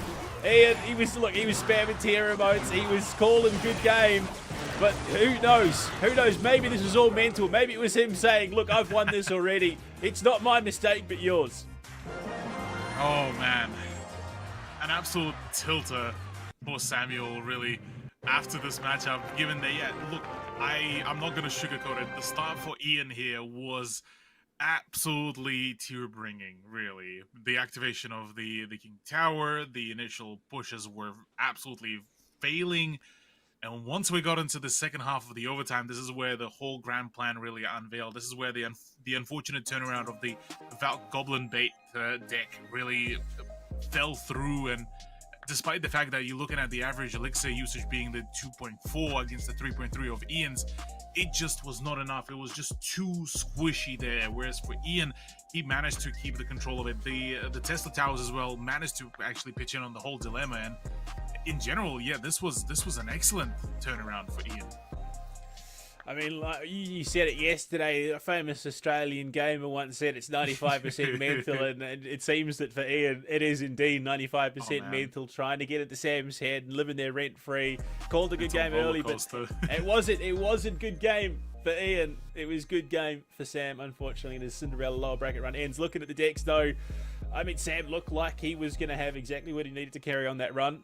Unfortunately for him, I mean, despite a brilliant start to this series, it was all for naught in the end. Yeah, Evil Wizard plus the Royal Giant actually there back in the first game was a pretty solid solution and overall turnaround. But yeah, the ability to just keep on poking by Ian, that Demolisher plus the Knight combo plus the Bomber Tower as well was the ultimate solution to what Samuel was bringing out in round 2. And then we'll look back at the round 3. Yeah, look, the Firecracker was initially not the best solution, but she actually paid off the dividends pretty well. And yeah, that was any of the initial that Ghost plus the Royal Giant as well worked its absolute magic. And the Fireball, I have to say as well, on a few of the key pushes there, the Fireball did make that difference, did open up the right amount of space. Yeah, I mean, the splash coming together there to keep things together for Ian. But, I mean, look, for Sam, unfortunately, the dream run turns into a nightmare. He is out of the tournament, and Ian will be progressing into the next round. Up after the break, Coco and Riley go toe-to-toe to see who joins Ian in that lower bracket semi-final. Don't go anywhere.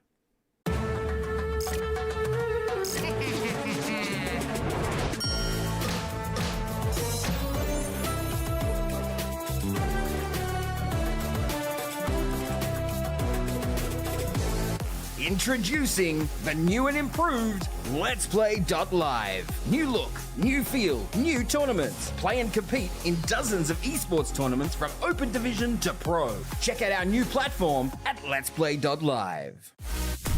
Introducing LPL Tournament Builder.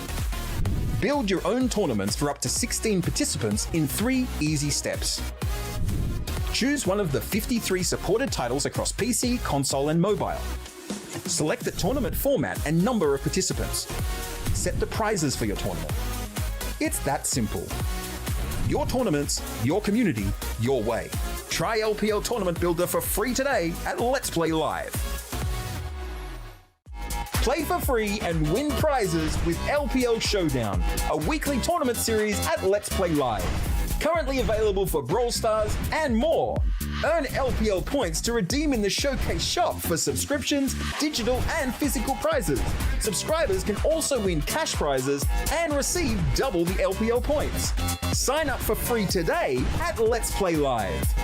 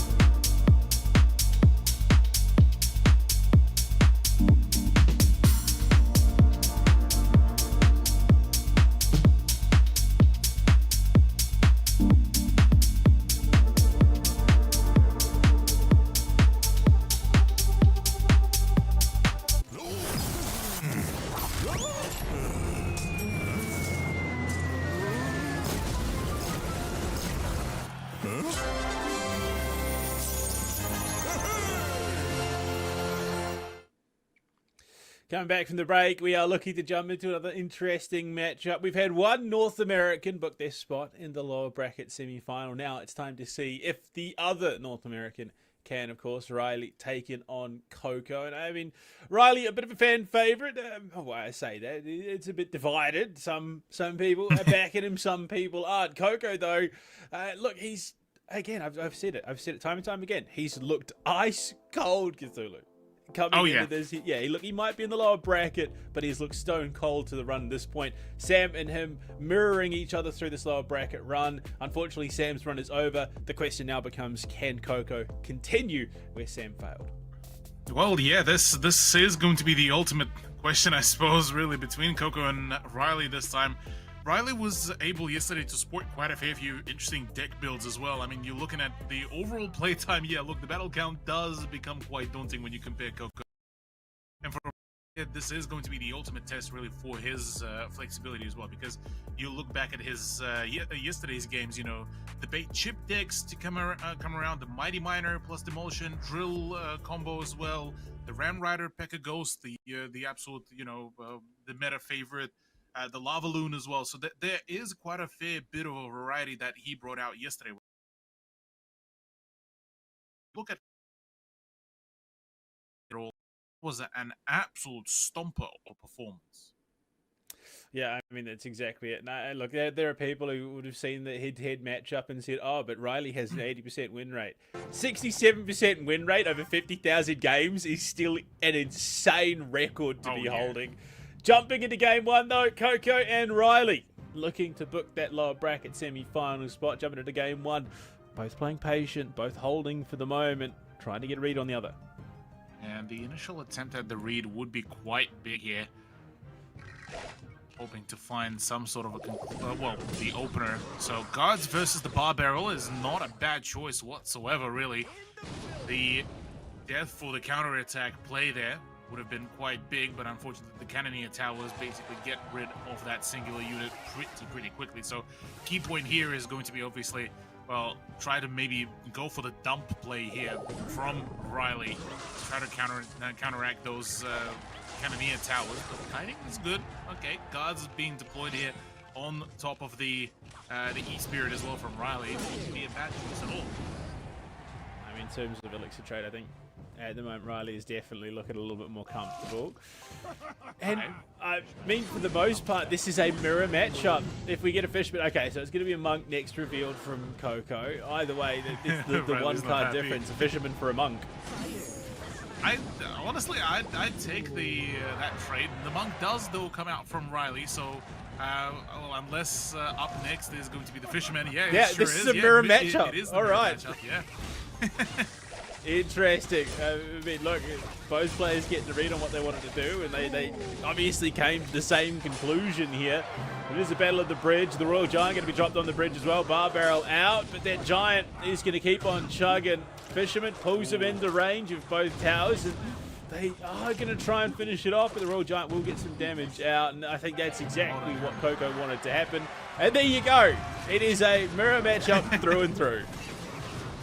Sure is. The only difference probably would be if there is any sort of util that is being brought out, but usually you would see that util being used fairly early into the run. So curious to see what will be the final one. But yeah, the main win condition from both sides here would be to get through that Royal Giant to come on in. They both deploy the Evil Wizard as well. This is just going to be an absolute look. It's going to be quite something to behold. But the Fisherman actually pulling in the other one. Would have been quite a nasty turnaround here, I have to say that. I mean, both Fishermen just going to work, pulling units across the river, Bar Barrel out. So, I mean, Coco's a little bit less healthy, and he's going to be finished off. And it is these positive elixir trades working out for Riley a little bit more here. Final 10 seconds of regulation, and Coco has done the more damage. Now the question is, there we go, Fireball revealed as the final card. The Monk just eats it. That was huge from Coco, denying the Fireball there. We head to overtime, the Bar Barrel out. The Monk trying to push this Royal Giant back, but he's just going to wade his way through the swathes of units. The guards up the left-hand side. Just that continuous chip. What is Coco's final card? Is it going to be the full mirror matchup? Is it going to be a Fireball? And no, Coco is just going to steamroll into Riley's tower and finish off game one. Jeez. Talking about an absolute stomper there, despite the fact that this is quite literally was a mirror matchup. in terms of the units, the absolute pacing that came out of Coco was just absolutely otherworldly. And oh look, the ability to just escort that Royal Giant in tandem with the guards, in tandem with the Fisherman as well, was just absolutely phenomenal. And yeah, that basically the average elixir and the 4-card cycle basically tells that story of the mirror matchup. But the differences, though, I mean, twice the amount of damage that Riley was able to dish out. And I mean, we remember the initial graphic that we got to see when we first got to introduce these two players. 50,000 games against, what was it, 3,500 games from Riley? That definitely starts to show as well that, you know, the sole amount of experience that coming out of Coco is just on a whole new level. Yeah, I mean, Muck coming in clutch as well.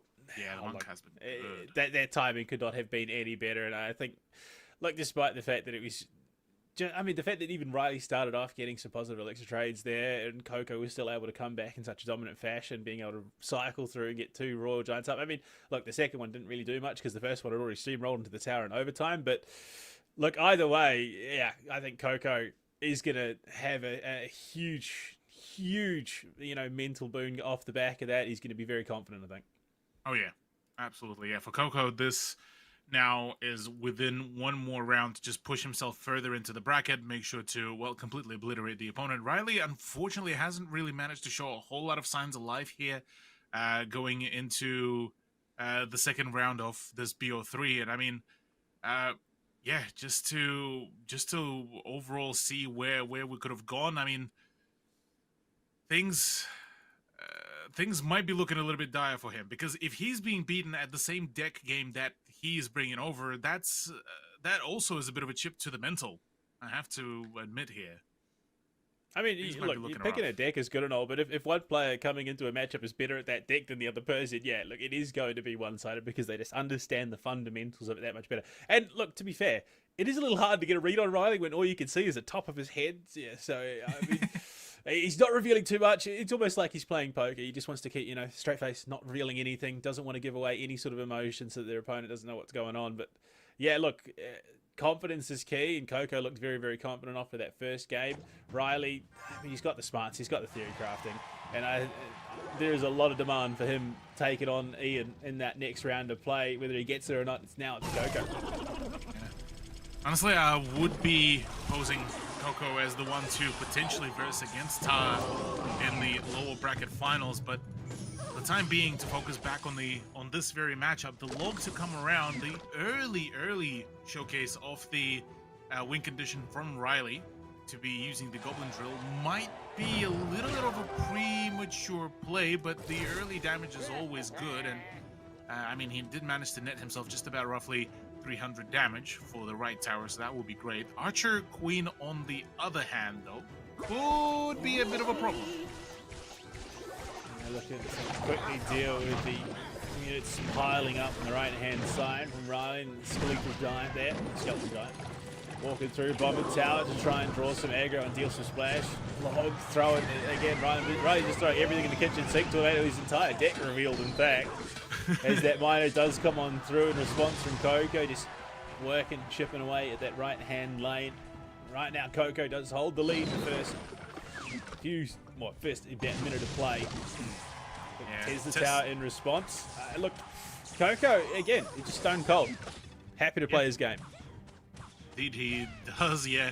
The Tesla Tower is going to be quite key here, I feel, with just kiting both of the sides. It is the battle of who can undermine one another more, but the amount of the counterplay that comes out against that Goblin Drill is just absolutely phenomenal on the side of Coco. The Goblins as well doing an absolute work there. It's just the stack has been phenomenal. The logs are there to halt any further progression, and yeah, for Coco, he already managed to reveal his last card, that is the Poison. Miner is there as the overall condition for the win, and a lot of heavy hitters, I have to say, though. Looking to use that utility to try and kite Goblin Drill. Trying to do what it needs to give some advantage, some reprieve back to Riley, but it's not going to be the case. Goblin's out, there's the tower out, and it's just going to work on clearing ice. Look at the Miner, though. Oh, again, yeah, it's just those chip win conditions being a real nuisance. Yeah, Riley's not too happy about this either. as well. We're just nearing the 25 seconds, and if not the whole destruction of the tower going into the overtime with just shy of, well, away from being under 2k HP for the tower, is not going to be the most ideal situation here for Riley. Poison out, trying to clear away from that skeletal giant. The Archer Queen working on the left-hand lane. Log going to be there to slow her down as we head towards overtime. Tornado. This heavy spell setup. I say heavy spell, this medium spell setup, give and take, to try and it's more about kiting and allowing that chip condition to go to work. And once again, Coco is just whittling away at Riley's defense, is trying to find that weakness in the armor to exploit.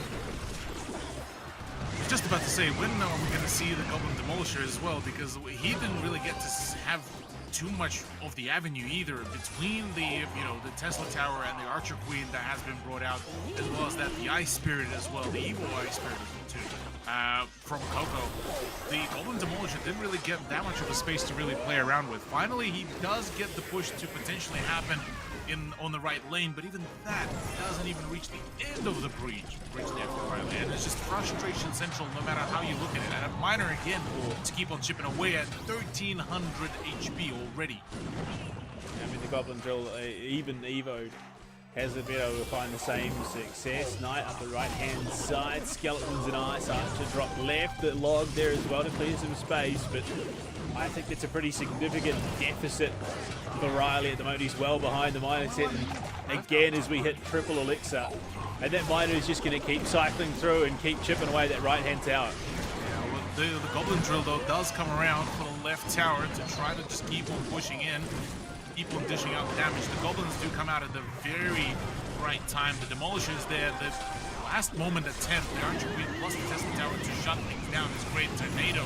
to try to move things away as quickly as possible. 700 HP though on the right side of the tower, 20 seconds to make any sort of amends, but as it stands, it is half of that HP off the left tower from Coco, and it certainly looks like a certain victory for the Korean representative here. Yeah, 900 odd damage deficit is going to be hard to overcome, and the miner is just going to keep going with that poison. Yeah, Coco knows he's won it. Riley, again, you can't really get a read on it. We're not seeing much of him, but Coco gets it done, and gets it done very, very well.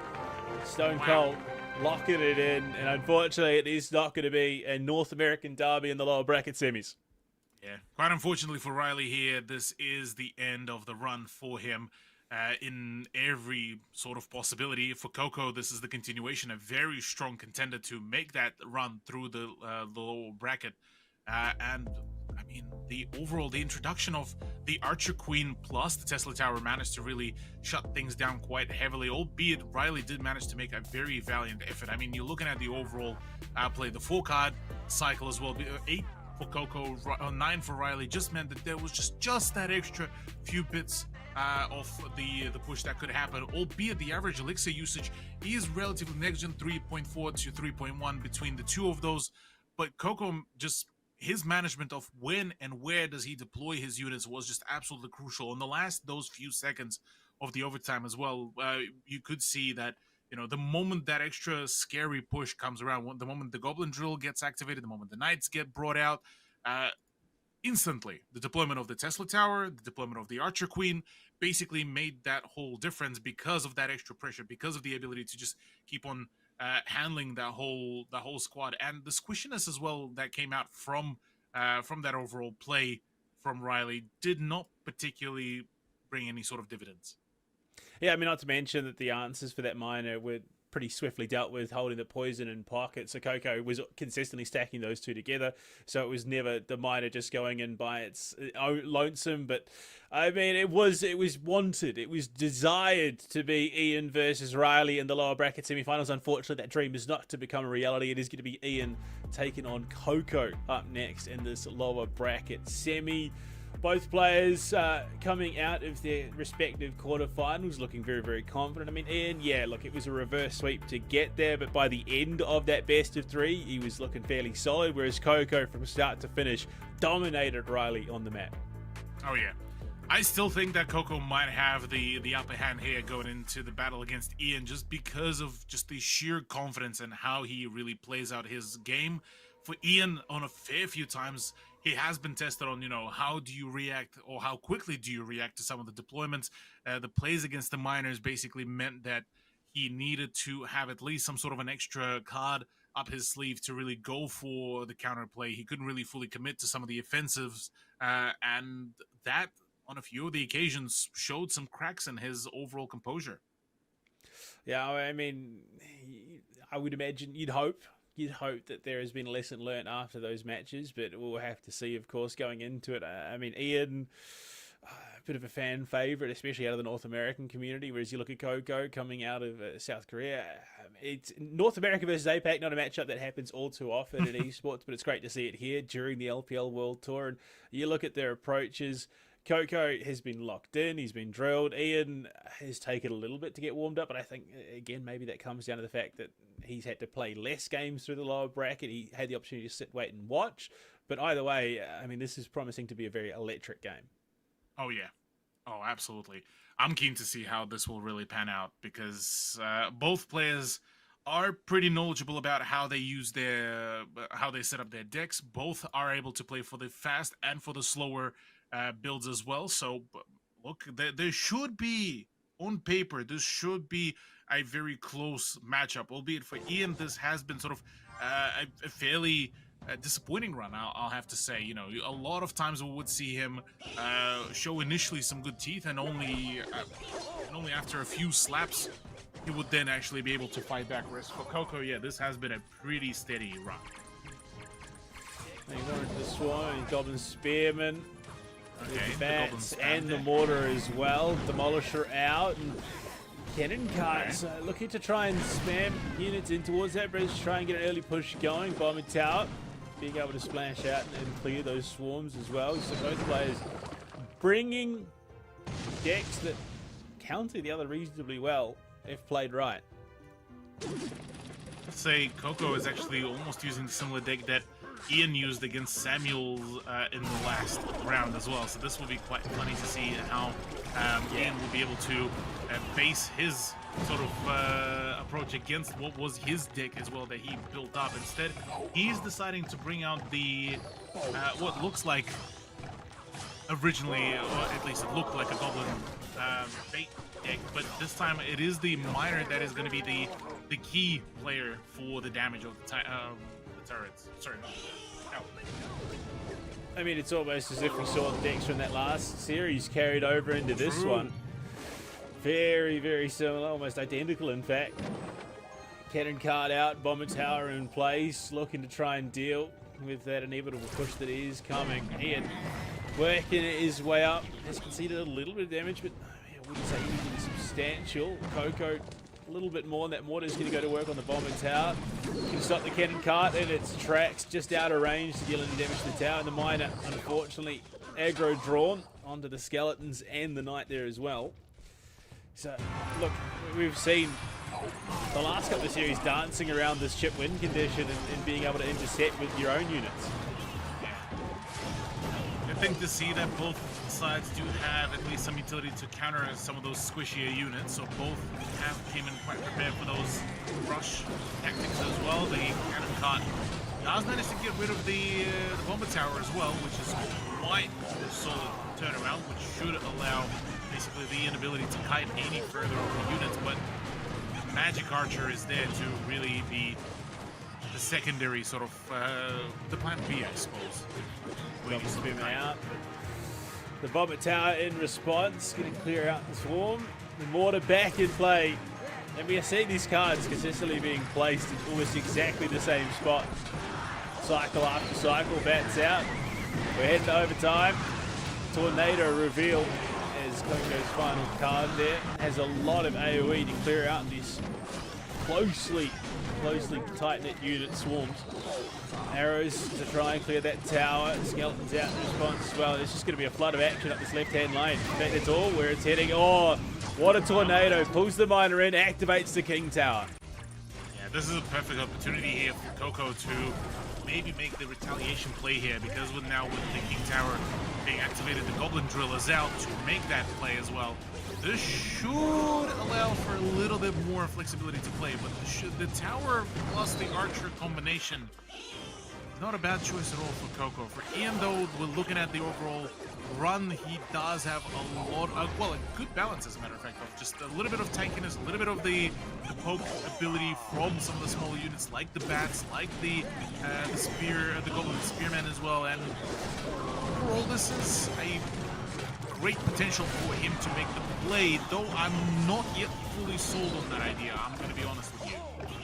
Triple Elixir and the bridge spam does start up. Goblin Spearman out the right-hand side, trying to get close. Goblin Demolisher deployed there in anticipation, it would seem.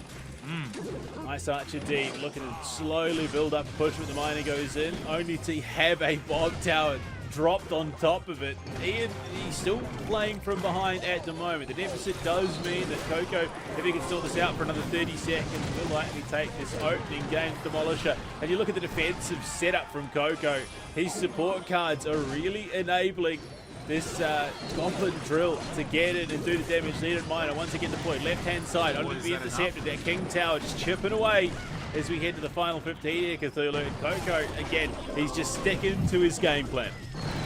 And the Evil Mortar as well is out, but unfortunately it does fire in the wrong location towards the Goblin Drill. And as it stands here, the damage needs to be dealt ASAP. Unfortunately, it is not enough.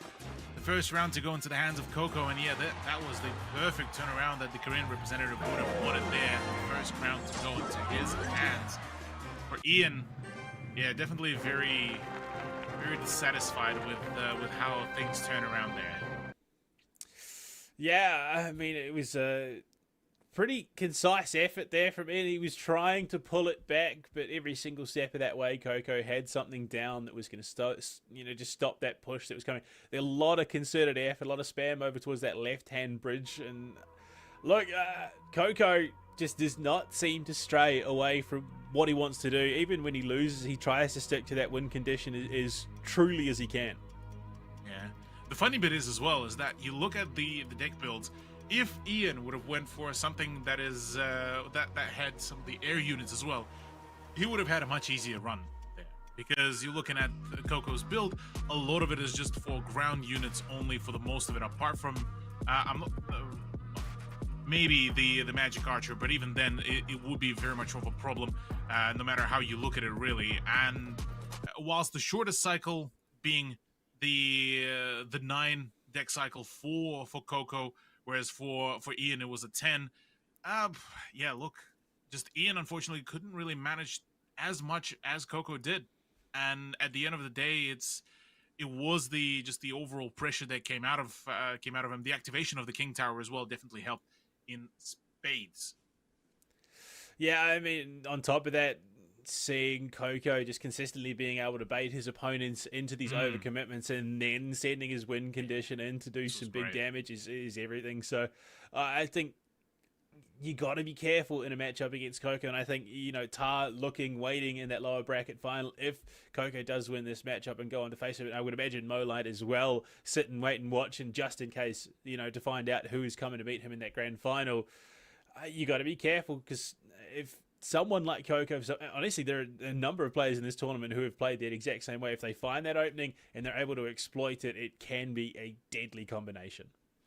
Yeah. For Coco, though, this will be already a pretty solid turnaround. If he does manage to close out this matchup against Ian in his own favor, this will be a huge progress for him, because, I mean, looking back at some of his previous career runs as well, a lot of the previous tournaments did result, like the closest that was there was the second place in the qualifier for GKR League as well for Phase 2 Day 1.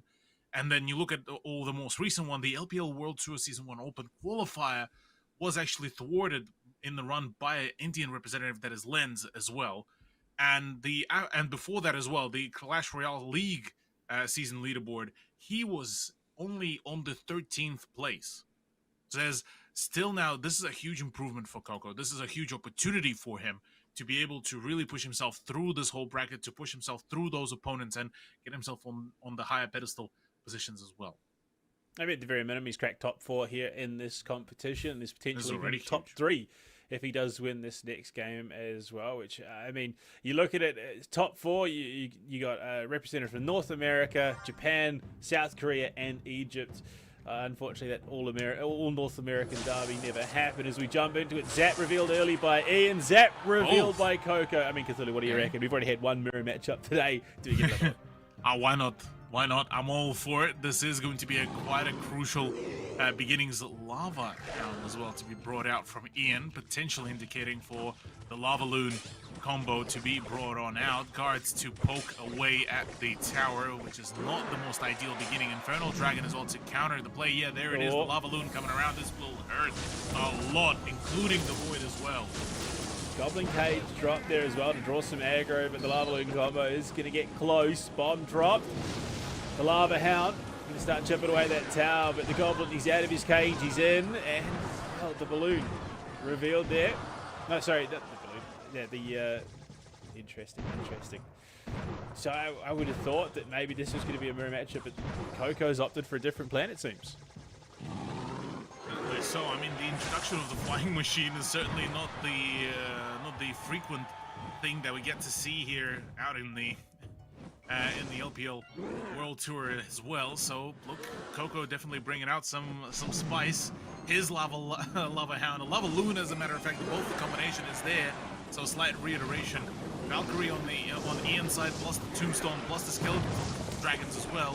We still need to see the final card though to come out from Coco, but the overall pressure so far has been absolutely solid straight from the beginning, and already with still minute 15, we're at 1600 HP, courtesy of Coco. Yeah, subtle deviation from the lava loon combo. Flying machine instead of skeletal dragons, it would appear, and then Goblin Cage instead of the tombstone. There you go, get to stack it up. Void comes out, looking to slow down this push. The Goblin, he's out of his cage, but he's not out of danger by any stretch of the imagination. But you look at it, we head to double elixir time.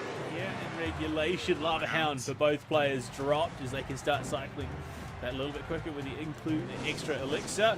But that advantage, and look at it, it's a mirror matchup in terms of what's being dropped. It's Skeletal Dragons up the left-hand lane to match up with the Lava Hound, but Flying Machine and the Balloon as well. So the full Lava Balloon combo being dropped on both sides of the field. The Void off the mark, though. It's going to get more traction onto Ian's units as they close in. Lava pups there onto the tower. Ian is just being shredded apart. Both of them will drop their respective opponents' towers, but the stall just there a little bit, and it means that Coco will get onto his opponent's tower that little bit quicker. Yeah, a lot of damage has been dealt. Matter of fact, just about shy of the half of the HP of the King Tower as well, which is not ideal scenario, but Lava Hound plus the Skeletal Dragons and the Infernal Dragon as well should get rid of the flying machine very, very quickly. The aerial battle here is just absolutely insane. The Balloon as well is out, the Valkyrie is out. This all should be a very much of a painful experience here. I mean, you look at it, Ian's been able to cycle into his Lava Balloon combo that a little bit better, and yeah, knows full well that he's got it done. The smile cracks as the tower falls, and it was just that ability to cycle through the cards that you need to. He got Lava Hound up, he got his Infernal Dragon, he got his Balloon all up on the bridge, and from there it was over. Unfortunately, there just wasn't enough time, wasn't enough elixir in the world for Coco to get up a response. Yeah, look, this definitely was a bit more of an experimental choice from Coco to introduce the flying machine rather than the Evil Valkyrie that we are much more accustomed to see here. And yeah, that basically was one of the big deal breakers as well. Both sides sort of let through quite a fair chunk of damage as well to fly in, and well, at the end of the day, it's Ian that comes out with almost 1,000 more damage on top of it all. For the 4-card cycle as well, 13 being the magic number for both of them, means that we got to see both of the players to opt for much slower decks, and we got to see a whole lot less of that chaos. And when we were starting to bring out some of those units, it's a slow build up for one of the lanes rather than the two lanes, less of the spam ability. It was just very calculated play on both ends. Yeah, I don't know. It just felt a little bit restrictive, I think, in picking up the Goblin Cage there for Coco. It fell a bit flat, even with the Evo. I just don't think it had the desired effect into that matchup. So, look, that probably would have been better substitutes, or maybe like Tesla Tower, something along those lines. A little bit of AoE, bit of splash to deal with these heavily clumped up units. But whatever the case may be, that's not what was picked by Coco. And unfortunately, it resulted in a loss. But it does mean we go the full distance in this best of 3. And I mean, Deciders have been rather exciting so far this tournament. Oh yeah, Deciders definitely would usually bring out quite a lot of the very spicy strats, really, to bear witness. So I'm all for it. I'm all keen to see how that really pans out. How we'll get to see both of the sides really to bring out, whether it's going to be some of the rush strats where we're going to be, or whether we are going to see yet another almost a mirror matchup. Because I mean, let's face it, so far. The Ian versus Coco matchup so far managed to give us some pretty interesting turnarounds, all things considered.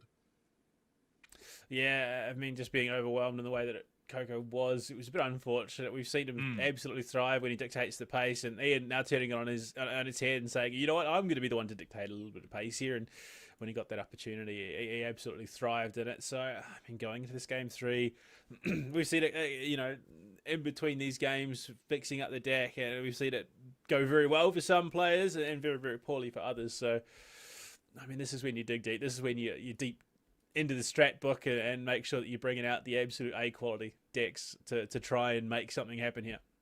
Oh yeah, this will be the prime time choice to bring out the strat book, because whilst before it was where we were going into the lower bracket round 2s, round 3s, this is the battle for the lower bracket final position. This is whoever wins this next round will get to verse Tar, and subsequently the winner of that will verse Mohamed Light in the grand finals to decide who gets the larger chunk of the prize pool as well, on top of the community leaderboard pool as well. And yeah, this is going to be a spicy one. I mean, let's look back at some of these rounds as well. There was just a bunch of just mix and match game. The better yet to describe this as a game of rock, paper, scissors, really, between Ian and Coco. Either way, this is a $400 matchup. The winner walks away with $1,200 US. The loser only 800. So there is something riding on it. Skeleton Giant coming out, and Skeleton Knight and Goblin Drill coming out from Ian. Drops the Tesla Tower as well, so it gets that coverage. Earthquake in response, trying to clear a path, but Skeleton Goblin, Hog Rider cycle deck coming through, it would seem, potentially. Yeah, I think that's more what we're aiming at the moment. Yeah, Coco certainly wants to just send it for just as many units as possible. The Goblin Drill, though, from Ian, plus the log as well to clear out some of the opposition, should allow a little bit more ability to, apply more pressure onto that singular target that is now the left tower. Hog Rider out.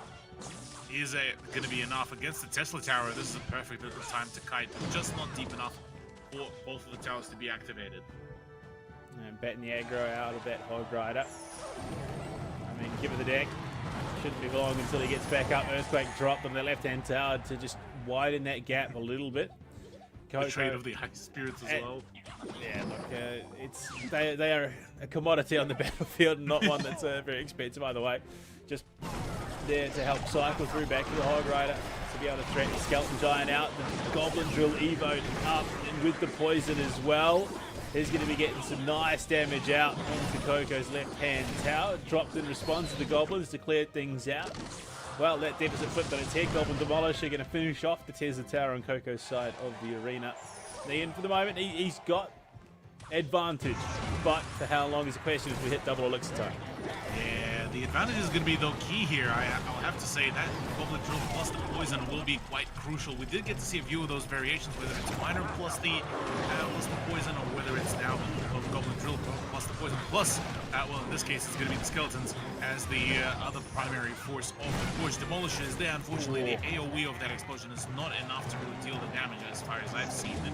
But Ian, keeping his composure nice and safe. The Skeleton Giant as well out of the equation, at least for now.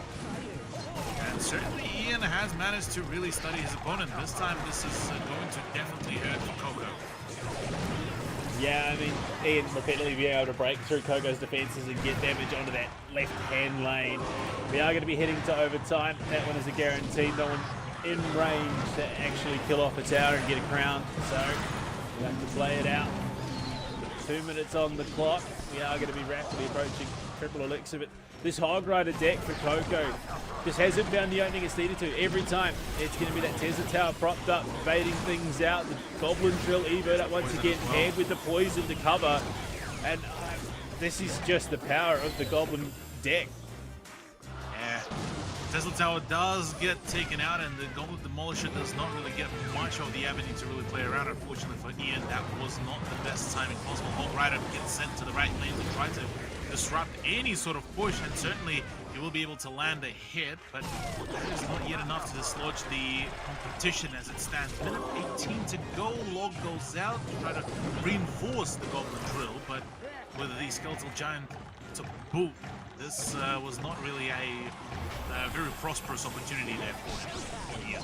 Once again, here's the tower drop. Hog Rider is going to be aggroed straight onto it. Earthquake to finish it off. Try and give this Hog Rider a little bit of a chance to get towards that tower. But the log out and the Demolisher stops him getting even a single hit on the Evo. Oh, sorry, not the Evo Wizard. It's just the regular Wizard this time around. Evo Wizard's coming, don't you worry. Triple Elixir with 45 seconds on the clock, and Ian seems like he may have done just enough to seal the deal here. 600 HP deficit on the side of Coco, and unless he can get something in deep to try and make that happen, unless this Hog Rider can go to absolute town, I don't think it's going to happen. The Goblin Drill Poison combo once again, and you can see the look on Ian's face. He knows he's got this in the bag. He knows he's done exactly what he needs to pull out the victory here.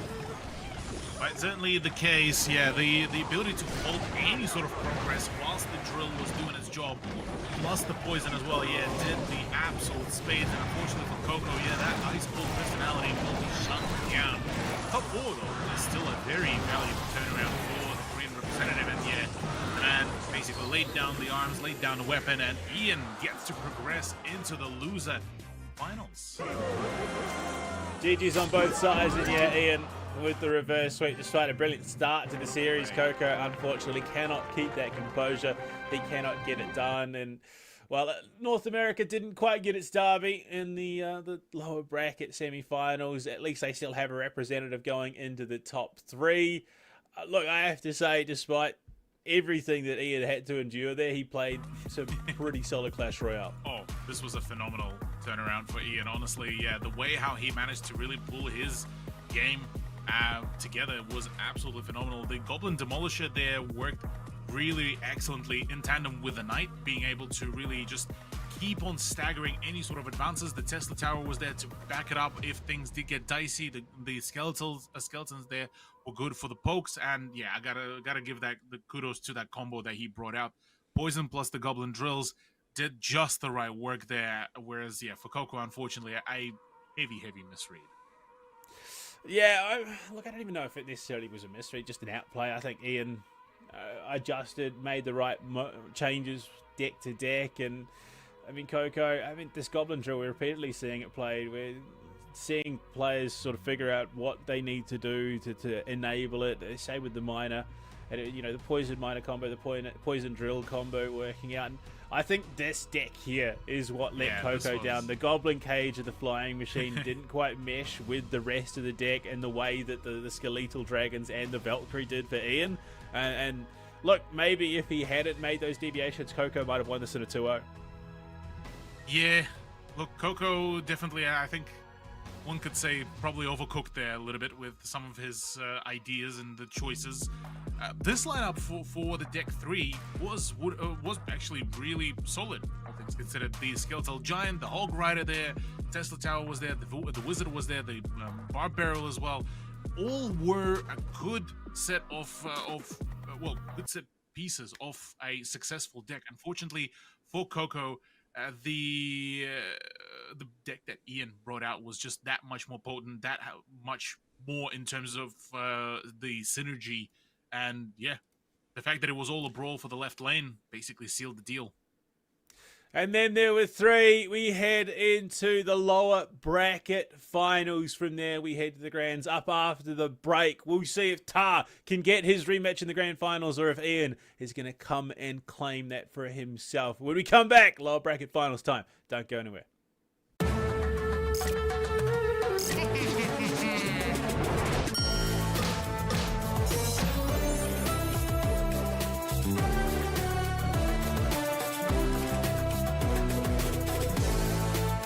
Introducing the new and improved LetsPlay.Live. New look, new feel, new tournaments. Play and compete in dozens of esports tournaments from Open Division to Pro. Check out our new platform at LetsPlay.Live.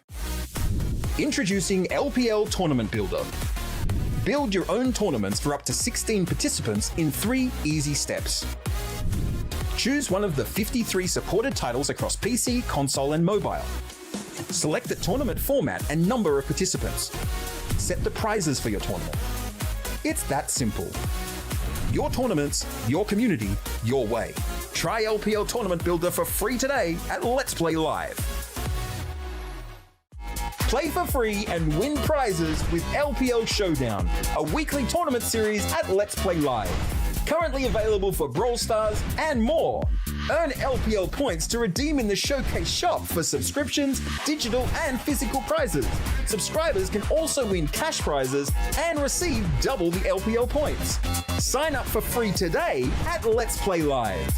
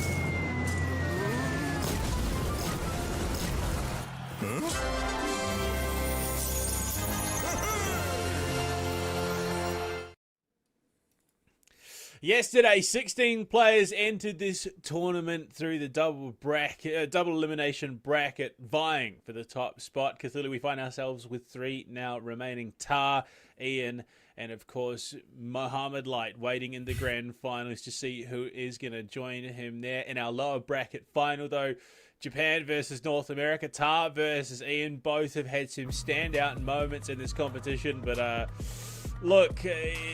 You have to agree, getting to this point, it has been a bit of a different road. Yeah, look, Ian making that lower bracket run, Tar for the first time finding himself here. But we can both agree, both of them are hungry, both of them are keen, both of them want that chance at taking the crown today. Yep, look, and both of the players were able to show some absolutely phenomenal Clash Royale to come out. In this case, though, Tar, I do want to say that he is the favorite going into it, but just after the absolute beatdown that Ian just dished out to Coco, I am not so sure anymore, because that man was able to really bring in his A game. That was a absolutely really well pressured game from him, and in terms of the overall sort of lineups that he was bringing out, once you do look at some of them, there was not much of that experimentation. He just stuck to just a comfort zone where he knew he would be able to get some good output, and that is exactly where and what gave him the absolute lead here. So for Ian, the main road here is just keep on going, don't overcook it, just keep it straight, keep it simple.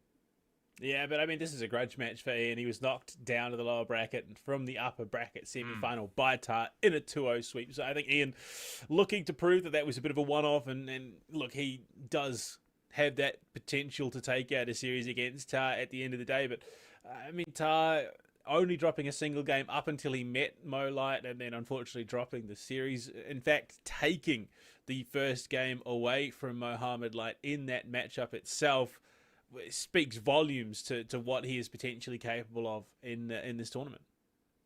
Yeah, there's definitely going to be quite some good thoughts about the overall endurance as well within this season, within this run as well. Yeah, between Ian now and Tar, this is going to be one hell of a matchup. I mean, with it being best of 3 as well, still, I have to say, there's definitely going to be some nerves now on the line. Top 3, That's the way the heavy hitters really go. A podium finish either way, but why accept bronze when you could swing for gold? Suspicious Bush, Ice Spirit out early for Ian, and it looks like it is going to be a bit of a cycle spam deck coming through.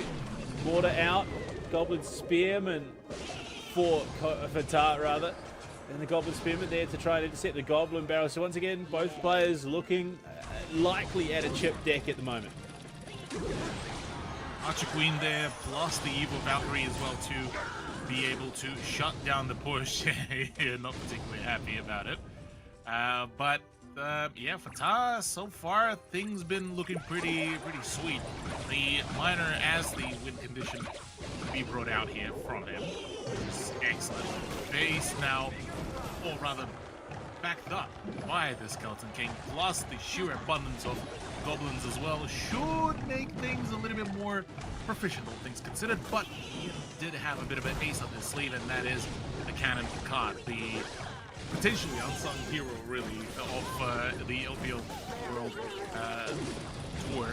And again, maybe this is the big solution, albeit a lot of damage already being dealt. Todd doesn't seem to be too phased about this.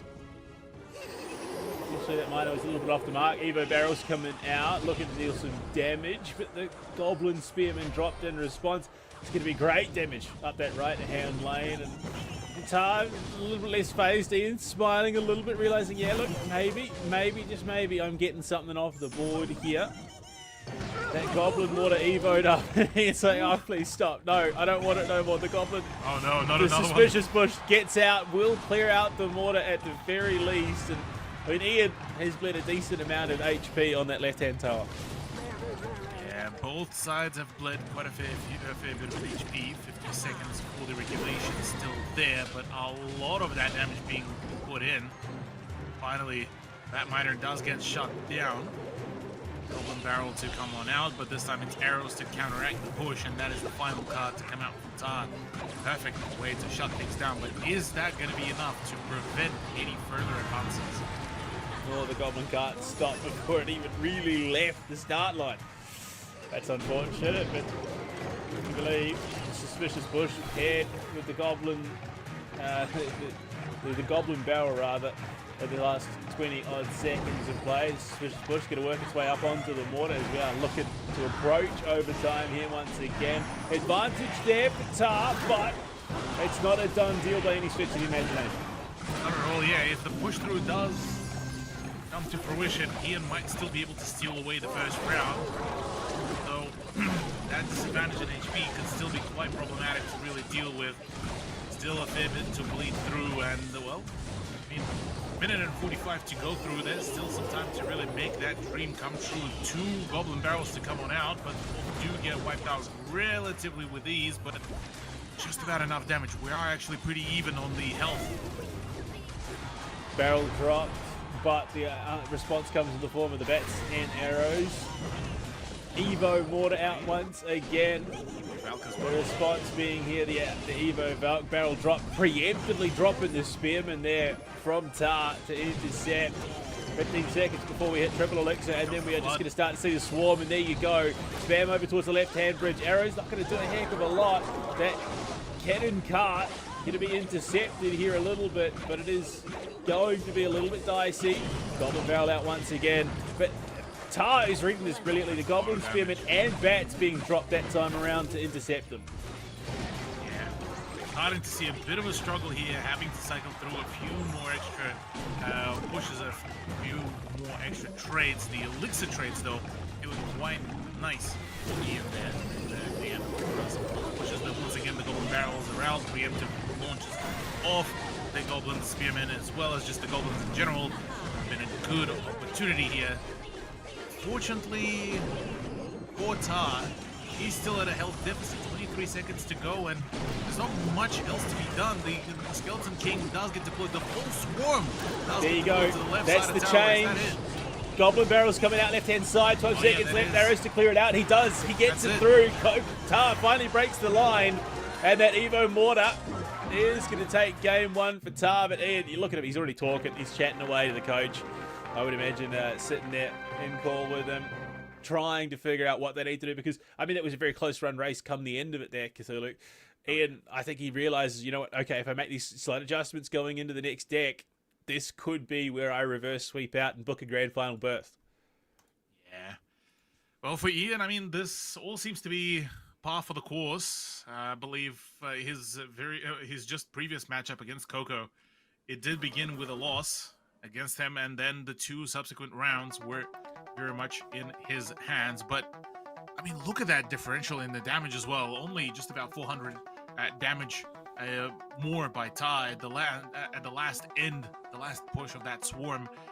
Apart from that, up until that very point, Ian was leading it pretty well. I mean, the 4-card cycle being 9 instead of 10 does indicate for just that a little bit more of the activity from Ian, as well as that the average elixir being the 2.4 rather than the 3.3 from Ty, and that a lot more of those squishier, slightly more spammable units being deployed.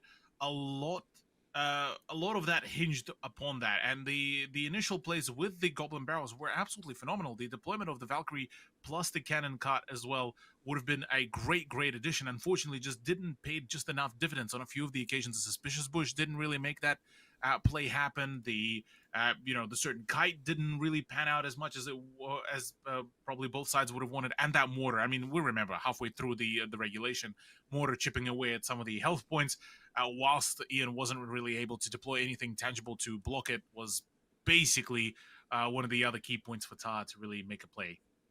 Yeah, I mean, yeah, like having that slightly lower cycle elixir cost is much of a muchness when you get to the second minute of overtime and you're running triple elixir and you can start to get those heavier units out. And I think that's probably where it favors some of those heavier hitting decks at that stage of the game. And look, Tar, he's got one over on Ian again, but it is a best of 3. Ian has the chance to answer back, potentially push for a reverse sweep. But if history is to repeat itself again, I think Ian might get swept out too. But I don't get that feeling. He was talking, he was figuring out what he wants to do and going into the next one. So there is already that concise effort from him to try and make those adjustments and deny a repeat 2-0 sweep.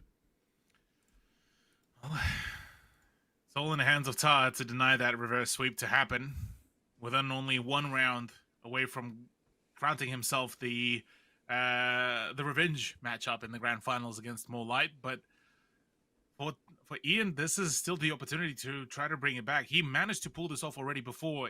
The question being is the endurance there? Is he able to keep himself in the running, locked in, good to go, and play out his game? Because that was still a phenomenal first round from him. It really was. Early Goblin Drill intercepted by the Electro Giant, in fact. So that Goblin Drill very well read. Ian chucks down the bar barrel as well, gets him behind the Magic Archer. Skeletons to try and thin the herb, but that Electro Giant is going to be allowed to walk on through, only for it to meet its, cousin, technically. Oh. If you consider Electro Giant, Tesla Tower, Tornado stops that Electro Giant just from getting in range, dumping these spells, and it is going to still get damage off with that AoE. Yeah, the revelation that it's also a lightning in the disposal of Ian as well. This means that we are looking at a very heavy hitting deck to come out from him. Goblin Cage as well to boot. It's going to be quite a huge tool in his toolkit, but we didn't really get to see a whole lot of a success to come out from there. And yeah, the Goblin Drill is there to be able to shut, or at least to apply some more damage. Thankfully, the Bombers are there to shut things down before any further damage bleeds in, but in comes the Electro Giant once again. Is it going to be enough to make that play happen? Because, well, against the Magic Archer as well, things are looking a little bit dicey in terms of what is going to be the end resolution. Goblin Cage pops. Ian pairs it with the bar barrel to get it across the bridge. The Electro Giant is going to be aggro drawn onto that Tesla Tower. Goblin Cage dropped once again. Cycling through these cards, Ian is looking to get the defenses up as best he can, and is chipping away at the HP of this tower. There, yep. Look, I don't know if that's the end of the world for Ian, honestly, given how much damage has already been dealt, but it could be something that comes back to bite him later on because of that Electro Giant's AoE, plus the Goblin cracking onto the King Tower. It would be definitely something to very much be mindful of now for Ian, because understandably he probably would have wanted to keep that chip damage going for just the tower rather than the King Tower, and now Ta springs the trap. Now the Tesla Tower comes out. Now that the Goblin Demolisher is out there, the Log is also there to prevent any sort of initial push and get that chip going. As of now, though, quite a lot of tankiness though is being brought out. The Tornado is perfect usage there from Ta as well to keep on sidetracking a certain place. And as for Ian, a lot of heavy-hitting toys are out there on the field. Well, double elixir means that those Tesla Towers can come in a little bit quicker to draw the aggro off from the Goblin Demolish. Electro Giant going to be crossing the bridge. Now, as they look to try and dig out that Goblin Cage, Evo'd up, will suck Knight in, finish him off. That Goblin drill out from Tar, trying to dish out the damage needed to bring it in possible range. And that Tesla, yes, consistently being up to draw aggro from the Electro Giant, who, surprise, surprise, cycled back in pretty quickly. Yeah. Now with the double elixir, things are going to be extra spicy. The barrel as well to counter the drill. The Demolisher is there to try to shut things down for the enemy Demolisher, and it certainly does just about enough damage. Is that going to be enough to prevent the push? It certainly does look like it. The Electro Giant does not make it to the tower either, which is a perfect opportunity taken by the Log to shut it all down. So between Ian and Ta, it's a very fine balance. Ian very much now in control of the play, but for how long though is the main question here, as the Goblin Drill rather look to try to dish out some damage, but unfortunately neither of the toolkits have really came to fruition yet. Tesla Tower Knight double drop coming through, but the Demolisher on the other side of that river, and now we are getting into triple elixir time. And this is where the Tornado and Tesla Towers come in clutch. Drawing aggro, being able to funnel Ian's units away might be everything that he's looking for, but again, this is periphery damage onto this left-hand tower. Tar's in a bit of trouble here. Log out, Tornado out once again, drawing that Electro Giant away. 45 seconds to play with Goblin Demolish. It does not connect, unfortunately, for Ian. It's not going to be enough to steal the deal with 38 seconds left. It seems that he may have done the legwork that he needs to finish this one off, despite Tar's concerted efforts to try and prove otherwise. Certainly so, albeit still the chip damage is there. They're still not over yet. 668, 581. No, this might have been stolen away potentially if the push continues. 200, yes. Ta has actually done this now. Potentially, yeah, 196. This is it. Ian looks like to be out of the equation here as so much damage came through. The Log finishes it all out. This is a very, very unfortunate turnaround as the sudden death unfortunately still will not save him whatsoever. But no! The lightning at the end! Look, they say lightning doesn't strike twice, but Ian, yeah, look, you can see it, the confidence on his face, like, yes, this is my moment. Denies history repeating itself. He's going to force at least the decider here, but that was, I mean, we're talking seconds away from disaster for Ian there. He equalizes it a 1-to-1. Huge save from him. I mean, you look at it, the amount of damage he got out is hugely impressive, but Ta, I was on the cusp of the comeback there. Oh yeah, those last 10-15 seconds were the prime time for Ta to really reclaim some of that ground. But I mean, you're looking at the sheer difference in the pacing of the decks as well. The Electro Giant, which was the big surprise personally for me to be introduced by Ian, definitely was that big heavy hitter that was really, really needed, and backed up by, you know, stuff like the big utility that is lightning as well. The introduction of the Demolisher as well certainly helped a lot there. And the bar barrels as well, keeping the Goblin Drill at bay was a phenomenal choice there too. Not to discredit Ta, though. Ta managed to really keep on applying the pressure, no matter in which situation he was, no matter how dire the situation was. Because let's not forget, up until those last just about 10-15 seconds, he was in just roughly about 400, if not 600 HP deficit, and that is a big number to really surpass as well. So, look, now the gloves are off. Now it's up to the both players to see how will they be able to make it to the grand finals, and who will get to really bow out in the third place. I mean, this is the round. You win, you're in the grand finals alongside Mohamed Light. You lose, well, that's your tournament. You get a bronze medal, if nothing else, but I mean, come on. Why swing for bronze if you can swing for gold? I did Battle say it for earlier. 13, and I think Ian, $1,300 as he's well. built some momentum off that last win there. You could see it, the confidence was there. He was pumping his fist. He was, yeah, cool, let's go. Game 3 on the cards. He denied the repeat, 2-0 sweep out of Tar. He's looking at prevent history repeating itself. He wants to pick up the victory. He wants that match in the grand finals. But, Tar, look, he did crack a little bit in that loss from Mo Light. He left before the game. He walked out of the room before the game had even finished because he knew he was done. I think this comes down to a case of stamina and mental fortitude, potentially. Yeah, look, the mental fortitude certainly is showing its full force here, I'd say, for Ian. I mean, the continuation of the very similar trend, the very scary now for Tar trend, that's similar to how it happened to the Korean counterpart, where the initial beginnings were, oh yeah, Coco's winning. Yeah, we're all good. We're all fine. And all of a sudden, oh no, Coco's losing. Was definitely a dynamic shift that I don't think a lot of people were expecting. But Ian, yeah, certainly showing that he is not to be toyed with. And he is an absolute machine. So going into this one against Tar, well, look, whilst Tar might be able to bring out the last moment clutches, it's the consistency of the pressure to come out from Ian that has been absolutely phenomenal to watch.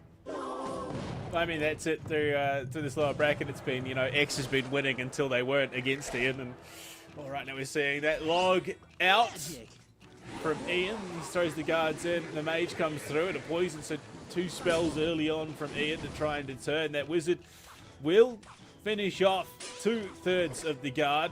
They will stop any damage coming through, but the early log, paired with the early poison, means that Ian does have the advantage for now. So both of the utilities revealed. The Monk should be there to be able to stem any sort of initial play. Bandit there to try to apply that damage dealing properties, plus the Royal Ghost come on through. The worst situation. Inferno Dragon though starts to hint at potential extra bit of that play, maybe even the Lava Hound to come out, but not yet. The Void will be the second utility to come on through from Tar. As it stands, this is a bit of an even steam and a Ram Raider. Okay. That's what I was looking for. Trying to see what the win condition was coming out of Tar, and the Ram Raider was what I was anticipating it was going to be. Looking at what the rest of the deck was, a lot of just, yeah, he throws his hands up, whatever. Look, it got the kill, he got the trade, whatever. Miner comes out, and there you go. Ian reveals his win condition. The chip coming through once again, and he's going to keep pumping away at that left-hand tower. The Bandit will finish him off, but the log to slow things down. Bandit will still continue to make the push, but the kite is just perfect enough. Not enough to yet activate the King Tower, so that's all fine and dandy for now. Wizard should be able to find the ending of the Infernal Dragon, but it's actually a trade, a kill for kill. Double Elixir, though, will mean that the economy will become that much quicker, and we finally only now get to see the final card, the Mega Knight, to come out from Tar. Not the scariest form that the Mega Knight will hold before the end of the year, but still pretty scary at the best at times. At the moment, it just seems to be a lot of trading over this right-hand side of the map, looking to clear out wave upon wave of units. And the month will be finished off in just a moment. Wizard in behind it, and the Ram Rider, as well as the Royal Ghost coming out. That is a scary prospect. Comes through. There is a lot of just potential chaos ensuing. Oh yeah, a lot of chaos to come through. On the side of Ian, it's the minor pressure that does come on through. That will be very much of a problem. On the side of Tar, that Mega Knight, that Ram Raider, that Void as well to shut things down in the early stages as well will be absolutely scary. And yeah, like you said, the Evo Mega Knight that will be coming on later in the year will be also what I would expect a very much of a meta-changing character as well too. Ooh, but yeah, Tar slowly but surely chipping away. This might be the push through that he was looking for, but I believe the Testing Tower will be the kite object that will be forcing the attention of the Mega Knight. No, I say that though, this should be the ability to actually poke. No, last moment, the perfect reaction to set up the Testing Tower. And the one big problem is that I'm seeing Forza at the moment, he's struggling to crack through the defenses. I say that, and the Ram Raider will work its way to the tower. Ian has transitioned to use that miner defensively. Royale goes, going to just chip away at the guards, finish them off. Deep Mega Knight gearing up for a bit of a slow push as we are rapidly approaching triple elixir time. Good use of the Royal Ghost as well to just chip away at some of the defending units. Between the Wizard and the Mega Knight, this push will be very much shut down unless the Void takes away the Tesla Tower, but nonetheless, yeah, the Mega Knight does fall. Inferno Knight to come on through. The Miner, though, dug up quite a fair bit of a hole now. 1800 HP for the left tower of Tar. I mean, look back at Ian's towers, though. Both of them are just on the low end of the 2000 HP. Yeah, look, this is getting a bit bleak for Tar. The reverse sweep might be on. 30 seconds to play with, and we are hitting triple elixir. HP advantage by about 600 right now. Mega Knight deep. I don't think there's going to be enough time left here for Tar to actually get things done. Minus turn. He's just going to keep plugging away at that left-hand tower. This is dangerous. Tar needs to make something happen, but I just don't think there's enough juice left in the tank. The Mega Knight has not opened up, I think, the way that he wanted. The Evo Knight, 5 seconds to go. And would you believe it? Ian's come in, said, look, the 2-0 sweep was a one-off. The reverse sweep is much cleaner, and Tar bows out in 3rd place here in the LPL Clash Royale World Tour. Ian cracks on into the grand finals. Ooh. The season of the underdog, it seems to be the case. I mean, we look back at Ian's run overall throughout the previous brackets. It was always, you know, in the past few times, it was the 9th place, the 65th place back at the Last Chance qualifiers, the 17th places at the GKR leagues as well. Whereas for Tar, he's been the consistent, you know, the 1st or the 2nd place. It was always the battles between him and Molite, but that has been absolutely denied here in the LPL World Tour. And yeah, look, this is a very unfortunate turnaround for Tar, but a very fortunate though one for Ian. I mean, man was able to really pull out an absolute huge win there for himself, and that chip damage with the Miner as well, that came in through in a very spectacular fashion. The poison once again combination to boot as well, and nothing really too special. I mean, you look back, it was again, the Tesla Tower was there, the Monk was there to keep on applying the pressure in tandem with the Wizard. The Guards was there as the sort of the primary small unit to deploy to defend. The Logs and the Poison as the utility. Nothing too overcooked. Whereas on the side of Tar, unfortunately, whilst the Mega Knight did look scary, the Ram Raider looked absolutely phenomenal on paper, and the initial chip damage to both of the towers was good. But the focus damage was not there, in fact, and, well, that was the deal breaker. Yeah, I mean, I think it speaks to Ian's resilience more than anything that he was able to make those adjustments despite, you know, coming into this lower bracket final, potentially staring down the barrel of a repeat that he saw in the upper bracket semi-final and losing that first game. But then come Dex 2, things started to come together. Ian just absolutely daylight robbery steals game 2 away from Tar, and then goes into game 3 with that confidence boost and just keeps the ball rolling, plays to his win condition, gets the Miner flowing, uses the rest of that support to draw attention away. The Ram Raider consistently just getting caught by that Tesla Tower, being able to kite. The Mega Knight, look, much of a muchness, let's be honest, didn't feel like it had much of an impact that game.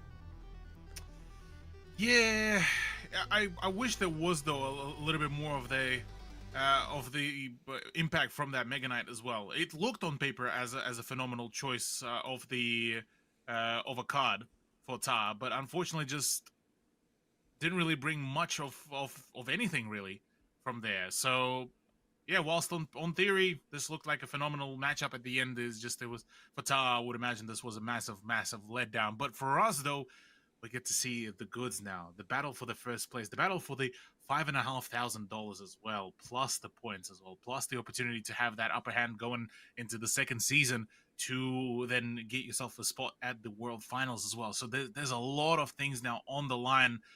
Both Molite and Ian. Oh, this could be a spicy one. Oh, I'm expecting it to be. I mean, the resilience, the adaptation on the fly from Ian has been pretty brilliant. Mo hasn't really needed to do that. I think he's pretty solid in his own right. And as we look to the grand finals, of course, it is time. Ian 77 taking on Mohamed Light here to decide who takes out only dropping a single game on the way to this grand final. It was Tatar, who Ian did just eliminate from the tournament, Cthulhu. Yeah, so that poses us for some very, very spicy matchup, just purely off the back of Moonlight carries basically the GOAT status of the Clash Royale scene. Has won quite a fair few titles himself. For Ian, it's been quite a hot moment since he managed to get himself on the first place pedestal, but he's no slouch now yet. He's shown his true colors. He's an absolute menace when it comes down to the competition. Now, with the one basically trend that we got to see, first round lost, after that reverse sweep time. It's almost as if he is, homing in on like, okay, what's my opponent doing? What are they planning to do here? And then the next 2 rounds is just utter domination. The main key here for Mohamed Light, though, as simple as it may sound, stick to known basics. Don't overcook. Let it play out because Ian will be able to punish you on this. I wouldn't even think it was like your basics. Mo just plays his game and plays it very, very well. At times it does get a little bit complex for him, but he's just that good in the moment. So he can get away with a little bit of extra complexity, a little bit of extra cooking. But yeah, definitely the onus is on Ian to come in and try and upset this at the moment. So I'm excited to see if Ian's prep has done what it needs to do to get him over the finish line and take down someone like Mo Light. Yeah, oh man, this is going to be quite something to watch. I'd say the way how Ian managed to really bring out some of the heat would be great. You look back at some of the big highlights as well for Ian's career as well. One of the latest achievements, the closest that he got, was 5th to 6th place, and guess who knocked them out? Mo Light himself. Yeah, look, I figured that was probably the answer there. So, yeah, look, again, you're playing in a competition which is global. So, again, these guys all know each other. They've all been playing. They've all been watching each other. So, there is an element of familiarity. But, I mean, being separated by such a distance, sometimes it can make it a little bit harder to get a gauge on your opponents. Look, it's not like a Brazilian versus Brazilian matchup where you're all, in the same country, you're used to playing each other. As we jump into it, Cthulhu, it's grand final time here for the Clash Royale World Tour. Mo Light coming from the upper bracket. Ian 77 from the lower. Emotes out, and the Royal Ghost will meet the Valkyrie up that right-hand side of the arena. Not a bad choice. The Fisherman as well to come out to be able to either kite or hook in some of the plays. Tombstone as well to boot from Mo Light. Good choice overall so far. A few more poke cards to come on through from Ian. The E-Spirit plus the Bombers as well will be great, and as a response to that will be the Void. So both sides so far being able to fully identify how to really play it all out. The Zap as well to boot. Now we do see both of the utilities to come on through from Mo Light. The man has been very much full confident, full ready to rumble at every site possible, and the Skeleton Dragons as well to come on out. It'll be a good but an interesting choice of how that mix-up might actually work here for Mohamed Light, given that the aerial damage can be something that is sometimes difficult. Rage dropped by Ian.